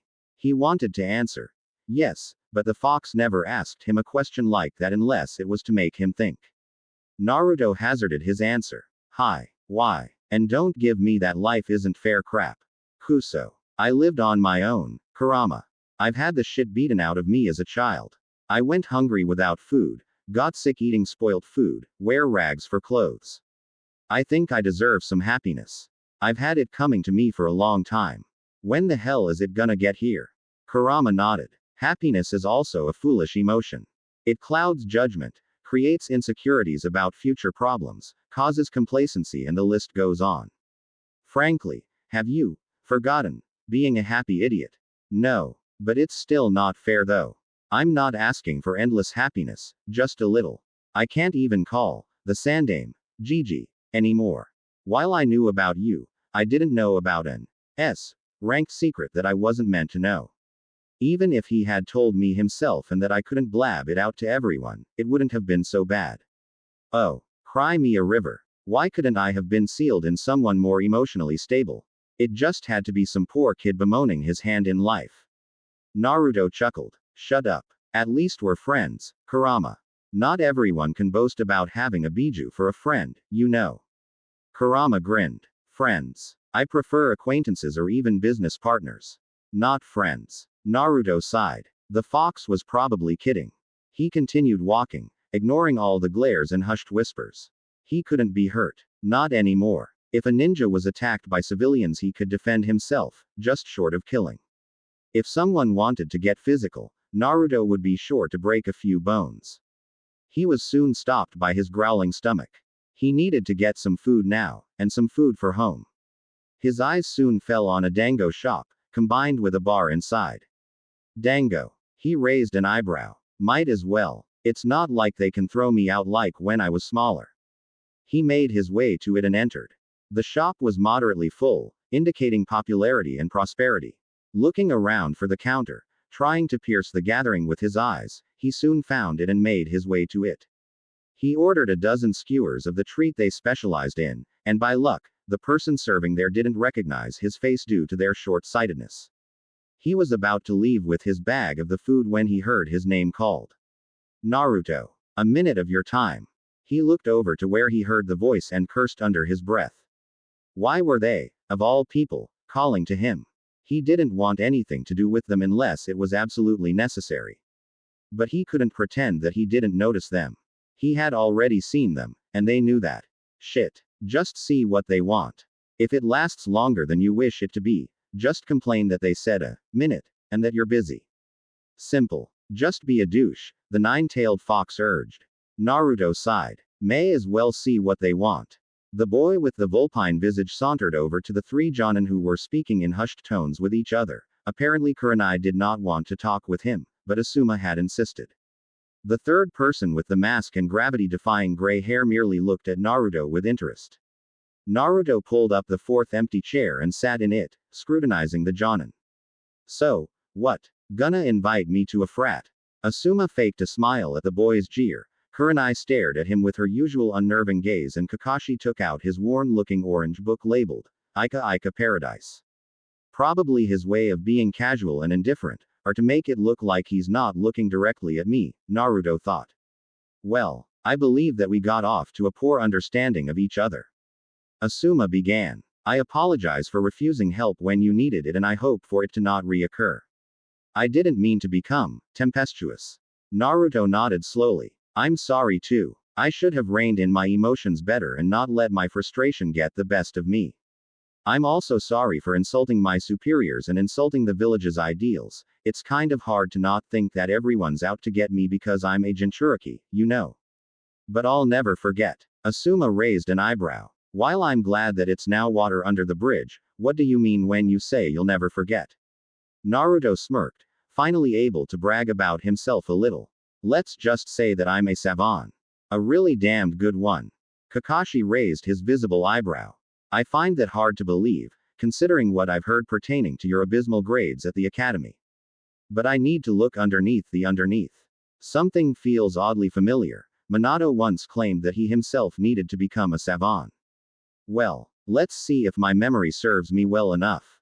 You are Kakashi Hatake, dubbed as the copycat ninja, due to having a transplanted Sharingan that was used to copy numerous jutsus. Son of Tsukumo Hatake, Konoha's White Fang. Genin teammates were Rin Nohara and Obito Uchiha who, Naruto hesitated, not knowing how the man was coping with the death of his squad. Perished during the Third Great Shinobi War. The team's Jonin sensei was Minato Namikaze, who later became the fourth Hokage. I think that those are the more important details, right? The three Jonin were surprised. This was supposed to be the Academy's dead last. Asuma Sarutobi also has an equally impressive history, becoming one of the Fire Daimyo's guardian shinobi 12. Unfortunately all I could find on Sensei was that she was your Genin teammate, along with Rado Namiyashi. Sorry Kurenai Sensei. You're, only a bit better known than the average shinobi. Maybe it's for the best. I'm sure you wouldn't want someone out for your head.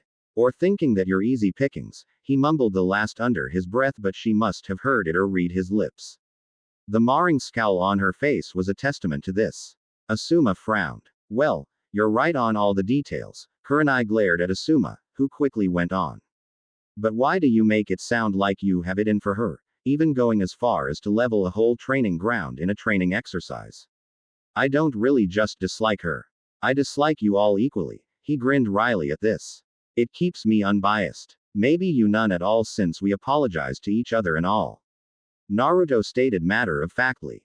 The question remains. Why? Kakashi asked. He really didn't want his sensei's son to be at odds with him. Minato was probably the closest thing Kakashi could call a friend. Family, even. She was prejudiced against me for having the Kyuubi in me. You all did. So I decided to use exploding clones. If she had taught me the regular Bunshin, the explosion wouldn't have happened. Hell, I learned more in the Mizuki incident in a single night more than I have learned my whole life in Konoha. So anytime sensei sees me use clones or do well in general, she won't be able to take credit for it. It will be a lasting reminder of what she did, or didn't do. That goes for all of you, including you Kakashi. So you blew up a training ground because Kurenai doesn't seem to like you. That's petty. Asuma concluded. And stupidly dangerous. I don't like people who don't like me. It's common sense and karma, not being petty. Meanwhile, on the inside, Kurama was trying to puzzle out a way to ease Naruto's cohesion with his genin team. Chances were that if he didn't do something, Naruto's friction with Kurenai would get them both into trouble, and they needed to get out of the village on a mission soon. Boy, tell the woman that I'm sorry for her father. Tell them I was merely seeking revenge against the village. Anything but the truth about the Uchiha's control 12 years ago, or Ito. Naruto. You spaced out a little. Asuma said. Naruto didn't want to even think about Kurama's sudden change of heart.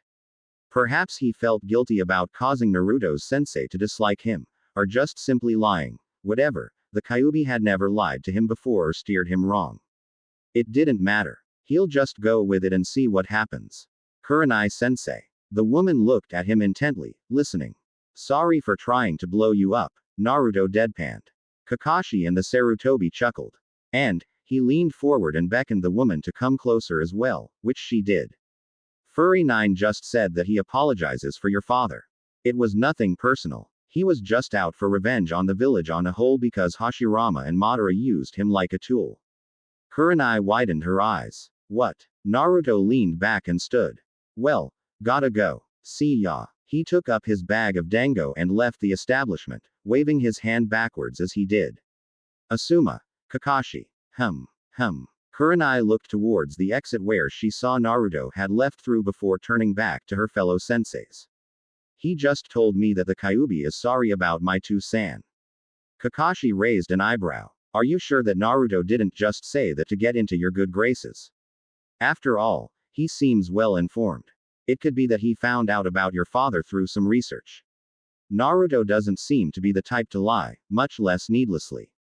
Asuma argued. Besides, it's not as if he would try to make amends, just to be on familiar terms with Kurenai. He hates her, and that much is obvious. It's something to think about. If what he said is true, then the Kyuubi must be on regular speaking terms with Naruto. What if it's trying to trick him? Or worse, what if the seal is failing? Kakashi asked. This is troubling. We have to inform the Hokage. Well, in any case, whether Naruto is telling the truth or not, or if the fox is sincere or not, I'll consider the thought. I'll tell the Hokage myself. Kurenai got up, waved to her friends and left in a body flicker. X equals X equals. Naruto sat on the park bench and took his vitamin supplements. He needed to bring his body back up to speed as quickly as possible now that he was a fully fledged ninja. He began to eat his dango and found that he enjoyed it, albeit a little too sweet. I'll burn it off in training though. Anyway, do you think they'll tell the Hokage about the apology, Kurama? Probably. It's also a good way to tell the Hokage that he could have been more informative. Then again, you can't really hold it against him though. After all, would you tell an S-ranked secret to your former idiotic persona? Naruto stopped chewing in a pause to consider this. No. The great fox grunted. Well, try to contact the clones, check in on their progress. Naruto considered the idea. Alright. He tried to focus on his clones. He didn't have names to them. He could only identify them by their duty. Hello. Hospital clone. What's going on? What? Oh. Thought I was being haunted or something. Listen. I need you over here within the hour. Or make another clone to replace me.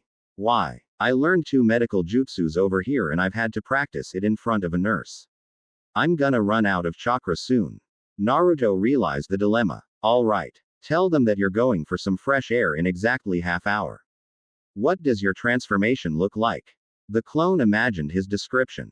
You see it. Yeah. Naruto chewed on another skewer of the dango. You'll see another clone then.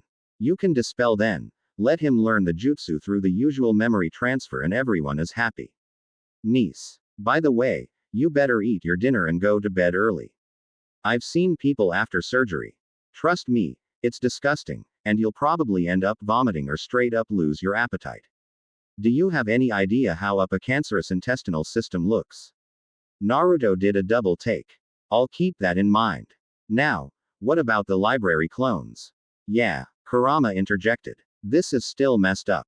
You're talking to yourself. Shut up, Kurama. Everyone yelled in thought. It's not funny. Anyway, what were you saying, clone number 1? Hey, wait a minute. The other library clone hollered in mind speak. Why the hell am I number 2? Stay out of this. 2 clone. The first clone apparently yelled. I don't need the headache.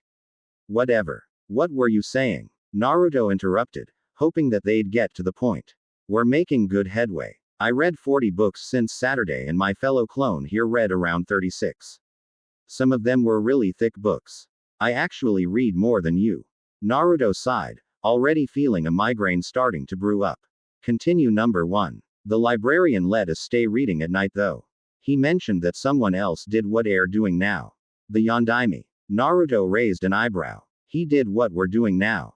Hi. We'll last for another week though. Gonna need some more chakra by Saturday. That's fine. I'll swing by then. Okay. Naruto tried mentally reaching for the last clone in the orphanage, but couldn't. Guess it doesn't apply to that one. After all, Kurama made him years ago, and he's not really a Kage Bunshin. Naruto shook his head. Life was certainly getting interesting. Never a dull moment.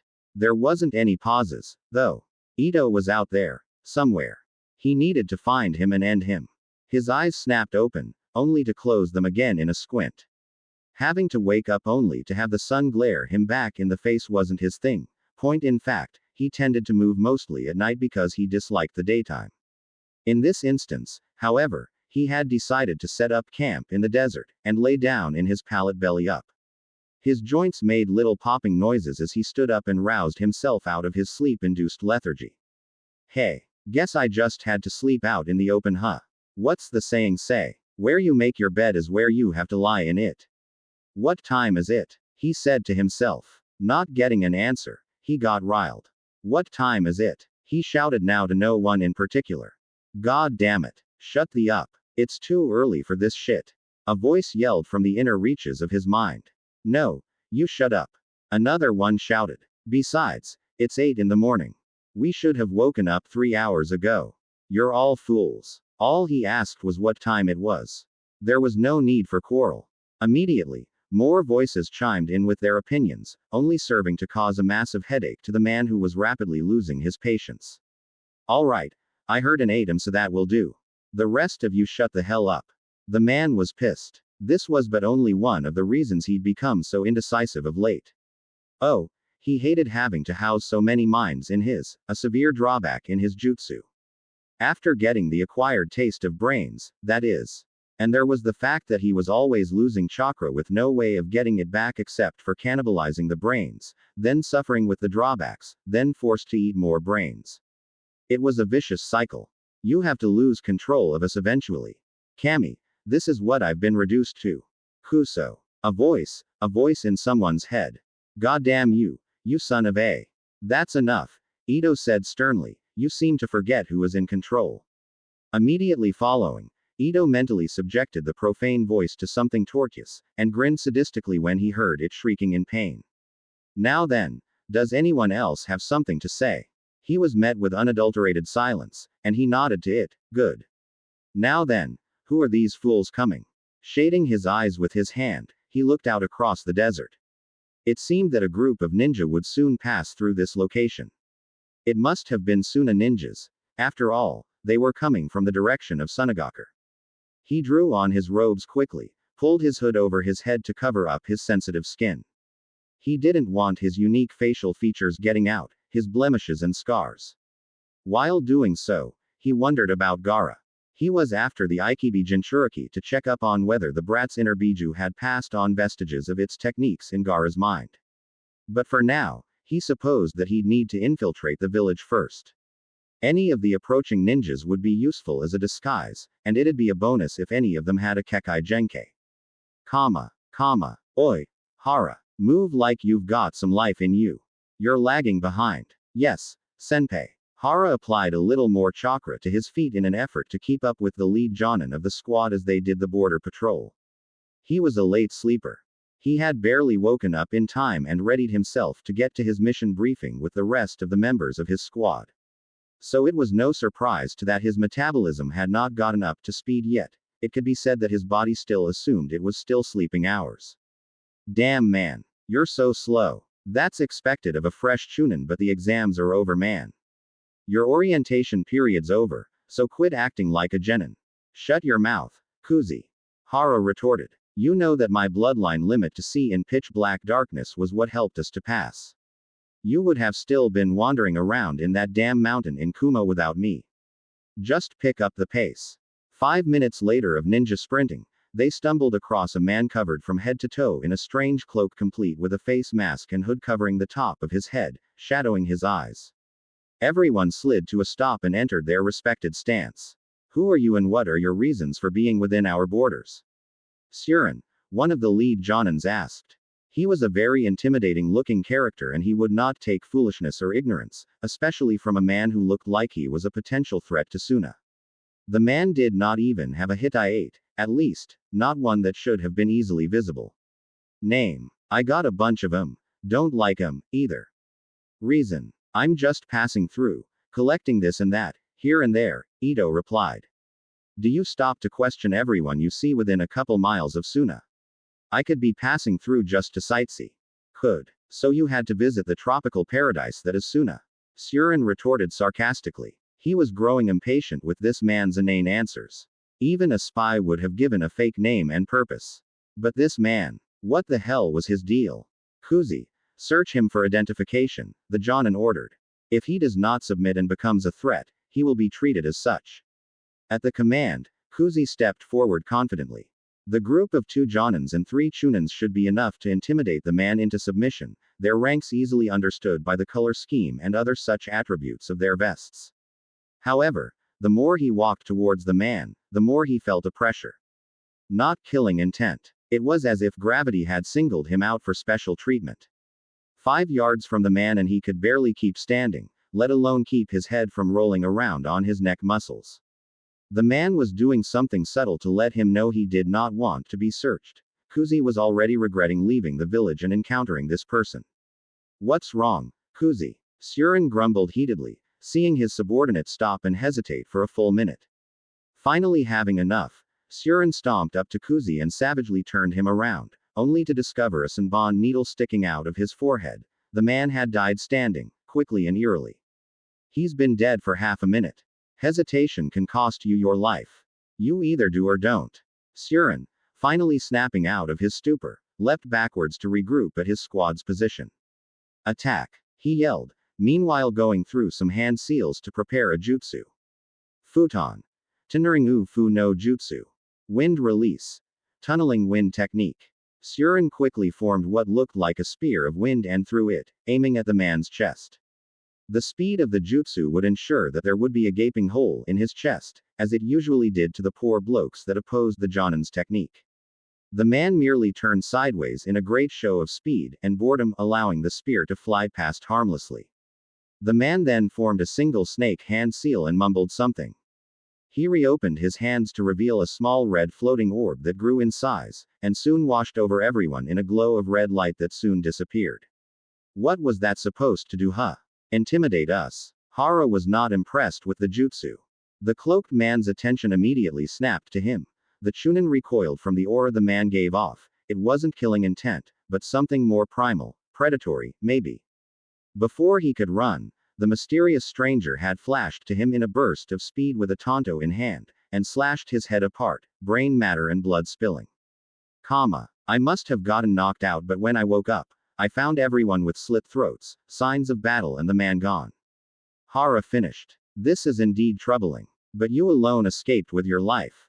The Cage gave his ninja the stink eye, scrutinizing him. From your account, he seems powerful enough to not make any mistakes about leaving anyone alive. Perhaps he wanted a witness, someone to give a report. But that contradicts his behavior about being secretive. Hara looked on as the leader of Sunagaker mused out loud. No clue why I alone lived. Cage-sama, he commented dryly, just enough to let the man know that he could get the real flavor of what the man was thinking. The Sabaku grunted. Needless to say, he shall be added to the bingo book, although funds in the treasury are low. Damn it all. The mission will have to be drafted to a new team. We can't afford to lose any more face with our clients. You are excused, Hara-san. Gratefully, Hara left and closed the door behind him. Making his way home, he unlocked his apartment and sat on his bed, his form changing into that of the cloaked stranger from before. The man of mystery then closed his eyes and called out in his thoughts. Hello, Hara. Where am I? Hara's mentality cried out in the man's head. The locals in there tend to call it hell. You're gonna stay there. I think your night vision is gonna come in useful. Tenten. Bye Masato. Sayonara. Tenten-chan. Fighting her scrolls and packs a fair bit when they got in her way, Tenten checked her gear as she walked out the door. Weapon scrolls. Check. Kunai holsters. Check. Shuriken pack. Check.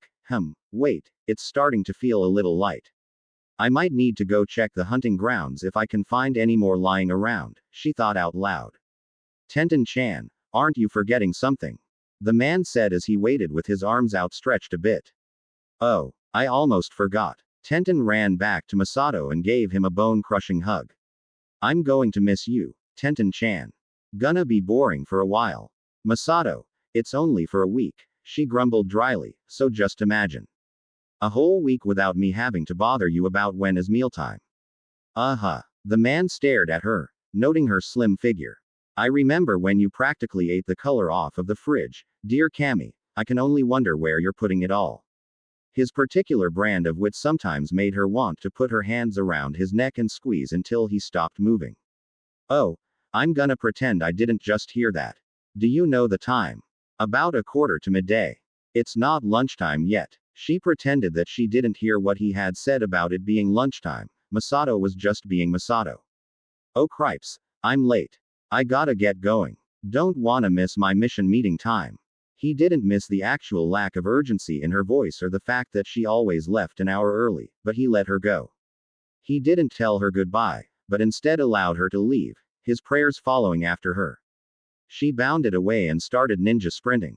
Now alone with her thoughts, she realized that she still hadn't called Masato, to-san, yet. It had been 3 years in the orphanage. 3 years of crying herself to sleep, and now, she wanted to move on. While she was unsure that she would ever call him her father, he will hold the place of one, and when she returned from her mission, she was going to make sure he realized how much he meant to her. Not as the orphanage owner, but as the father figure in her life. But she wondered to herself. If she acknowledged Masato as her father figure, was she betraying her biological father, Kami bless his soul? And what of her mother? She missed her. But she was trying to move on, still trying to ward off the memories of their lives of family, back when life was good. Stop it. You are a kunoichi, damn it. Act like one. Kunoichi don't get emotional breakdowns. No. Don't start acting like an emotional bitch. Don't cry. But it was too late. Tears streamed down her face, no holds barred, induced by nightmares accompanied by years of life crises unresolved by therapy. She had been walking a precarious edge, but she had fallen into her whirlpool of memories in which there was no getting out.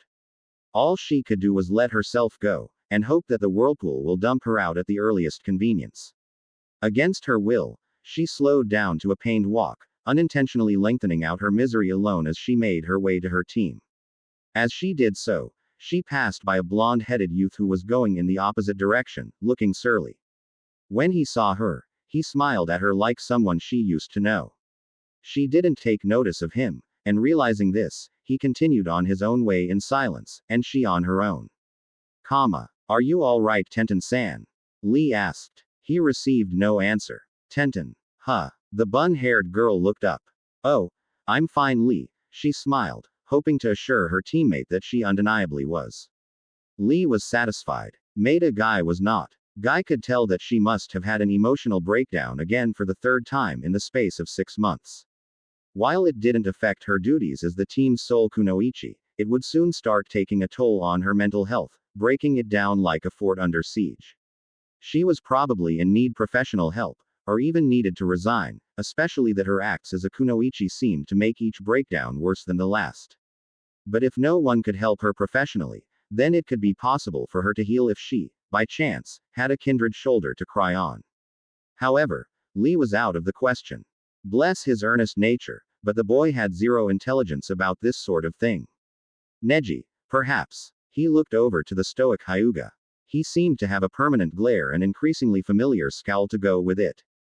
He had seen family members die to other family members in his clan because of the caged bird seal he himself wore on his forehead, but no one too close, like his mother or father. He didn't have any sort of empathy to the girl who was orphaned.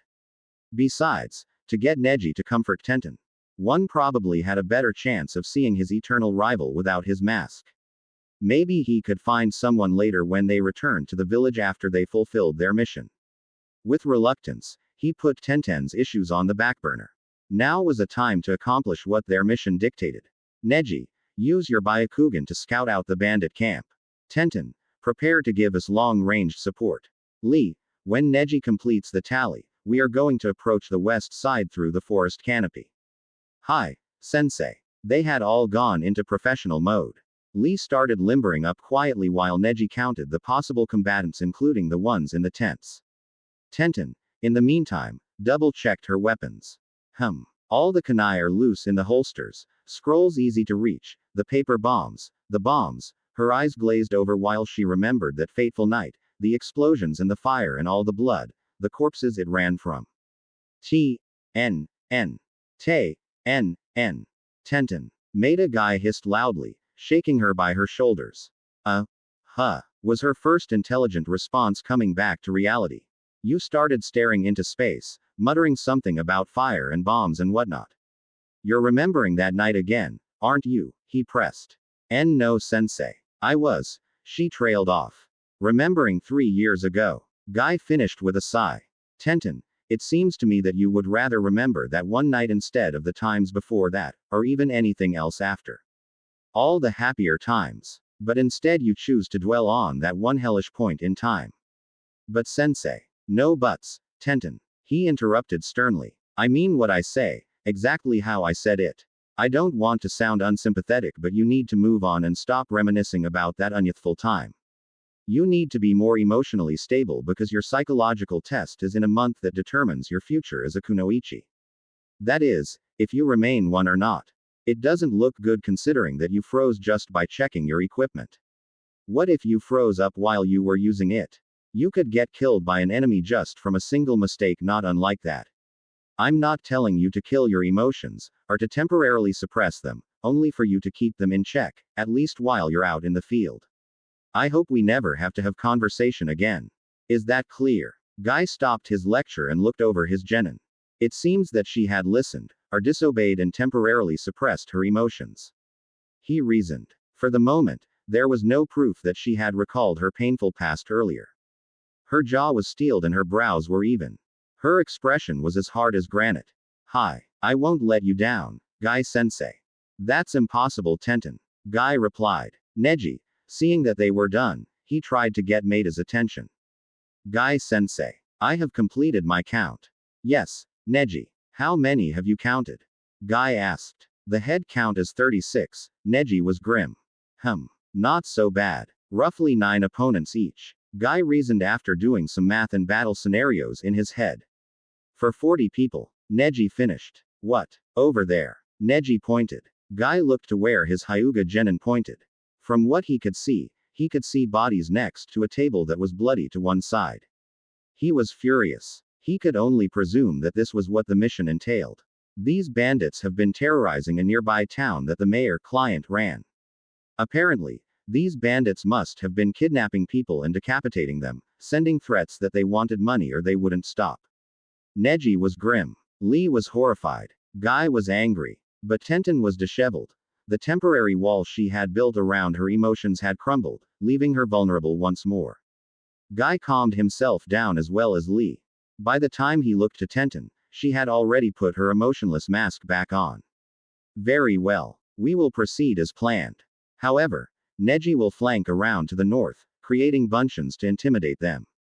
Tenten will throw bomb tags from here into the southernmost of the camp to continue to drive them to the east against the cliff wall. Once they are there, we'll converge together and engage them while they are boxed in and confused. Is that clear? Guy stated, looking over all the members of his team, especially Tenten, looking her over for any sort of weakness. He was satisfied, seeing none. None that were obvious, that is. He was still worried though. Hi, Guy-sensei. Go. Guy started ninja sprinting with Lee and Neji, leaving Tenten alone with her thoughts. Does he expect me to just forget my parents and my childhood? My innocence. He doesn't know what I have been through, my own private hells. He never had to go through what I did when he was at my present age. To see parents and people who care for you die right in front of you, because of you. He doesn't know. Quote. Dynamic entry. No mistaking it. Only one person could shout those words from afar and make them carry like that. Well, time to get to work, she muttered. She walked up the tree to the top branch and hid in the thick foliage. From her elevated position she could see that Guy and Lee were kicking two bandits in the chest simultaneously to the right of her location. She looked straight ahead and could see Neji throw a couple kunai that took two bandits in the throat before creating a few more of the deceiving image buncheons that leapt out the tree line, further intimidating the criminals into retreating in the most logical direction, that being the southeast. Quickly, she took out 3 kunai with bomb tags attached and threw them right at the edges of the forest where she was, one in the south, one in the southeast and one to east-southeast, with the original explosion igniting the trees there. A few were caught in the blast, 2 died immediately and the last one crawled out of the fire sporting badly burnt flesh and a bloody stump for a right leg. The resulting fire drove the already panicking men to the east wall like lambs to the slaughter. Except for one. The bandit jumped over the fire neatly and grinned at the location where he knew her to be. He then turned his back and started walking off casually, a clear taunt meant for her to try and attack him while she was in his blind spot. Tenten gritted her teeth and looked to her teammates. By now, all the remaining bandits were penned in at the wall, putting up a fight, and Neji, Guy and Lee were trying to incapacitate them. She looked back to the man and then back to her team. It was a tough decision, but she made it nonetheless. She dropped out of the tree on slightly bent knees, landing with 3 kunai ready between her fingers. She threw them at the retreating figure of the man only for him to turn around at the last second, dodging the first 2 and catching the third at the grip and chucking it back at her even faster than she threw it. The kunai buried itself in a log she had been fortunate to substitute with in time. A substitution. Hey, you coward, come out here. I'll show you how a real ninja fights. The man shouted. "2-san is going to cut your pretty little head off." He then felt his waist, apparently searching for something. Damn, must have dropped it when the other ninjas started to assault the camp, he muttered under his breath before speaking up louder. Well, never mind that oversized butcher's knife. This one will do me just fine. He drew out a sturdy 6-inch knife with saw-blade-like properties to it. The zigzagged edges glinted dangerously in the sunlight. There was dried blood all over the hilt. He was met with silence as the kunoichi refused to answer with any sort of comment. From her unseen hiding place, the bun-haired girl studied her enemy for the first time. He seemed eccentric for lack of a better word, but not crazy funny like Guy and Lee, more like crazy sociopath. He had the skills of a low to mid-chunin caliber, but he was dressed like a common bandit. Why was he with all those highwaymen? Look at all the dried blood on his shirt. She thought back to the bloody table she had seen from the start. It's him. It has to be him. He was the executioner. He's the one who decapitated those people. He must have tied their limbs to the corners with their heads off the edge to allow for him to easily chop their heads off. She was now frightened as she had realized the truth. This man dispatched so callously and mercilessly, and here he was threatening to do the same thing to her with a saw-toothed knife. That meant it wasn't going to be a clean stroke. No. He was going to drag it back and forth through her neck until her head only remained hanging by a piece of flesh, until it tore and her head fell off. No. Get it together, Tenten. I can't afford to panic and get sloppy. Think. He's a bloodthirsty bandit of Chunin level, probably a Nukenin with experience to boot. I can't take him on by myself, I'm just a genin. I need to somehow signal Guy-sensei to help. But how? Found you. The unsettling whisper said, his breath against the nape of her neck. Oh shit. She screamed breathlessly, before shouting in her mind. Quick. Kawari no jutsu. In a split second she was in the tree opposite of the clearing, seeing the man dig his knife viciously into a log she had substituted with. As she tried to slow her rapid breathing rate, she saw that the man again turned his gaze to her tree, as if he knew that she was there. Her thoughts raced almost as fast as her heart. Shit, is he a censor or something? She grabbed a weapon scroll and unsealed her remaining bomb tags, wrapped them up together in a wad and activated them discreetly. Well, here goes everything. If this doesn't kill him, at least it will get Guy-sensei's attention. She prepared herself for one more substitution and jumped out of the tree she was in. Out in the open, now, she shouted, trying to hide the frightened tone in her voice. The man dropped out of his tree and released his killer intent, further scaring the poor girl. Heh heh, the man chortled, you think you're brave. For all that, you have all the bravery of a mouse. I can practically smell your cowardice rolling off you. Come over here. I'll make your death quick. He said slyly. Almost immediately, her feet started walking towards the man as if in a trance. Huh, that's right. Keep coming. Don't stop. Two-san's going to make the pain all go away, he said in a sympathetic sounding voice. Why can't I stop? Somehow, a part of her knew this was wrong, that this man was about to be her killer. But another part of her believed him, wanting to believe that he could help her. No. What is this? Shit. Genjutsu. But how do I break it when I can't even move my arms to create the ram seal? Wait. Pain. She quickly bit her lower lip hard, drawing blood. Almost immediately, the belief that he cared for her was gone and her arms were back under her control. But why am I still walking towards him? She threw her weapons at him, kunai and shuriken. It didn't matter. He just danced around them. Her efforts to hurt him and hopefully break his control over her went for naught. Guy-sensei. Anyone, help. Tears started to stream down her cheeks as she believed her time had come. She was convinced that she was now going to be with her dead parents. But she suddenly started thinking with stark clarity. But Masato is a two-san to me. And I have Asami and all my other siblings in the orphanage. Everyone there cares for me. One more face passed through her mind briefly. It had no details, except for whiskers on the cheeks. I'm not gonna go just yet. Not without a fight at least. She brought her hands together and formed the ram seal. Kai. She continued walking towards him. She gritted her teeth and almost slowed to a standstill her now dying chakra levels. She kept up the pressure on her network, sweating now in her effort and pain. It was like halting the blood in her veins. Suddenly, she released it, like an overflowing dam. Kai. She continued walking towards him. Ha ha ha. Do you think you can break my most powerful genjutsu with some mediocre release method? You're going to die here, little girl. Children shouldn't be running around playing ninja.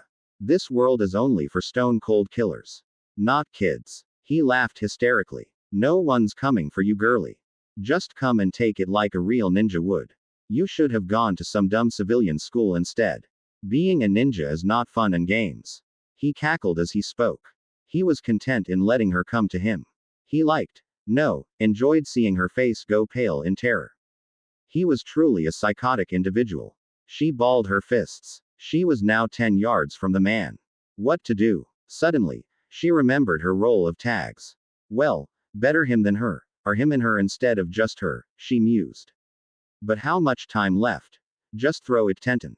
She balled it and threw it at him as hard as she could, but the paper held no real weight and it fell 3 feet shy of the man, ending the journey by rolling to his feet.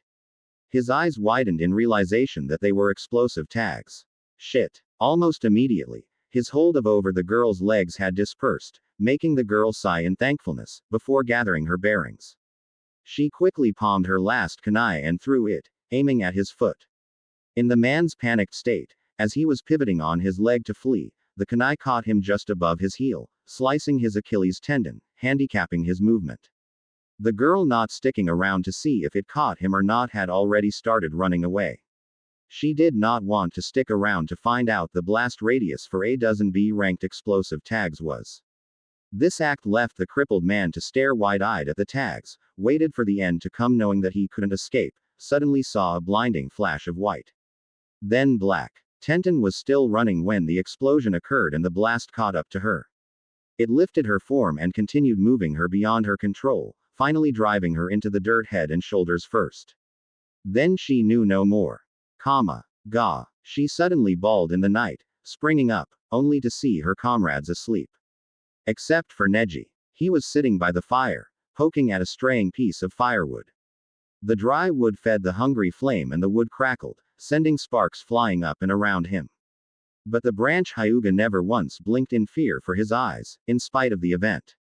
Welcome back to the waking world, Tenten. She took note of her surroundings for the first time. Night. Indeed. You have been unconscious for 9 hours. It's late at night and it's now my watch, the stoic boy replied to her unintelligent question. What happened? You were probably knocked unconscious by your explosives. From where we were fighting the bandits, we could see a massive explosion. This got Guy Sensei worried enough to open his first gate to finish off the bandits. To me, it seems there were a few chunin in the group. When we were done fighting, we rushed to check on you, only to find pieces of what appeared to be a man. He snorted. Or what used to be one. But you, however, we found you lying face down on the ground. 3 feet next to you was a rather sturdy tree. If you were knocked into that tree, you would have broken your neck and cracked your skull open. A concussion at the very least. Needless to say, Guy Sensei was very upset. Would you care to explain what transpired? He inquired. She told him everything that mattered. From when she saw him up until the explosion. But she was careful not to mention her emotional state during her encounter, or her thoughts. And that's what happened. Interesting. The one bandit we interrogated described that man as the person who chopped of those people's heads. We saw the weapon used. It was a single zigzag-edged blade that was 4 inches wide and 18 inches long. A rather brutish and barbaric weapon. You might have taken the strongest ninja in the bunch, or the least sane. Little difference it seems, nowadays. Well, he stood up and stretched. It's time for Lee's shift. Would you wake him while I retire? Neji requested. Sure. Neji. Good night. She went and did as he requested while he crawled into his sleeping bag. Good night, Tenten. She turned around to look back at him, but he had already turned his back to her. She returned to her task, but Lee wouldn't budge. Well, guess I'll do it. I'm fully rested anyway. And so she did. X equals X equals. The bun-haired girl sighed as she stepped inside her home. Orphanage. Masato. I'm home. The children's home was empty. She bounded up the stairs to her room and put down her things.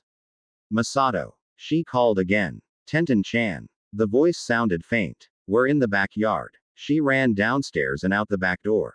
Sure enough, she saw everyone there. All the children were eating what appeared to be takeout ramen and Masato was speaking the Hokage. Asami approached her with another takeout bowl and gave it to her. Here, Tenten-nichan. Someone sent all of us ramen. Here's yours. Ramen. Hi. We all found these drawings under the container. Look. He lifted his now empty bowl and showed her the bottom. There was a piece of paper taped to it of picture of some sort. She felt under her own bowl and found another similar to his. She placed the picture in her pocket, intending to look it over later. So, how did it go? What? The mission. It was okay. You know, same old, same old. Huh. You say that all the time. Come on. Nothing. Tenten fell defeated to the badgering. Fine. We went up against some bandits and I killed the worst one. This guy was really hardcore and he liked to decapitate people. Her surrogate brother tasted a bit of bile that rose to the back of his throat. That's awful. I'm sorry I asked. He almost killed me. Twice. But, she smiled. I guess I'm just awesome. Asami elbowed her in her ribs. Glad you're home safe, sis. I guess I'm really not cut out to be a ninja. Stomach's too weak. But I got a great sister who is one. Thanks, Ododo. She looked down at the noodles in the broth. Wonder who sent it. Who knows? A man answered unexpectedly from behind her, startling her. Masato. The orphanage owner had somehow crept up behind her and surprised her. That was somewhat impressive. For a civilian. Suspicious even, but she ignored it. The brown-eyed girl looked around but couldn't see the Sandame. Where's the Hokage? Masato stroked his chin. He left while you were talking with Asami. What did he want? Asami queried. Oh, he was just talking business. Apparently, he's going to fund for some repairs around the orphanage. About time anyway. That's great news. But was he the one who sent the ramen? It tastes great, but I don't think the Sandame can cook. The boy joked. They chuckled. True. While I know who sent it, I'm not going to tell you. But if you really want to know, look at the picture carefully and try to think who you've seen with a face like that. The orphanage owner said conspirationally. Tenten, who had started eating, nodded. Might as well. Ramen's good though. Who made it? It was made by Ichiraku's. Apparently, our mystery person sponsored ramen for all of you. While it's cheap, you should appreciate the gesture. Really? Why is that? Asami raised an eyebrow. Because a storm cloud spawned over Masato. I didn't get any. The children laughed. For a moment, the girl thought of how much the man looked like someone she used to know. Someone she liked. Loved, maybe. I guess so, too-san. Tenten said. Masato perked up, both in mood and surprise, or was it shock and horror? Too-san. Tenten nodded. Yeah. Masato looked at the brown-haired girl. Moved on. Moved on.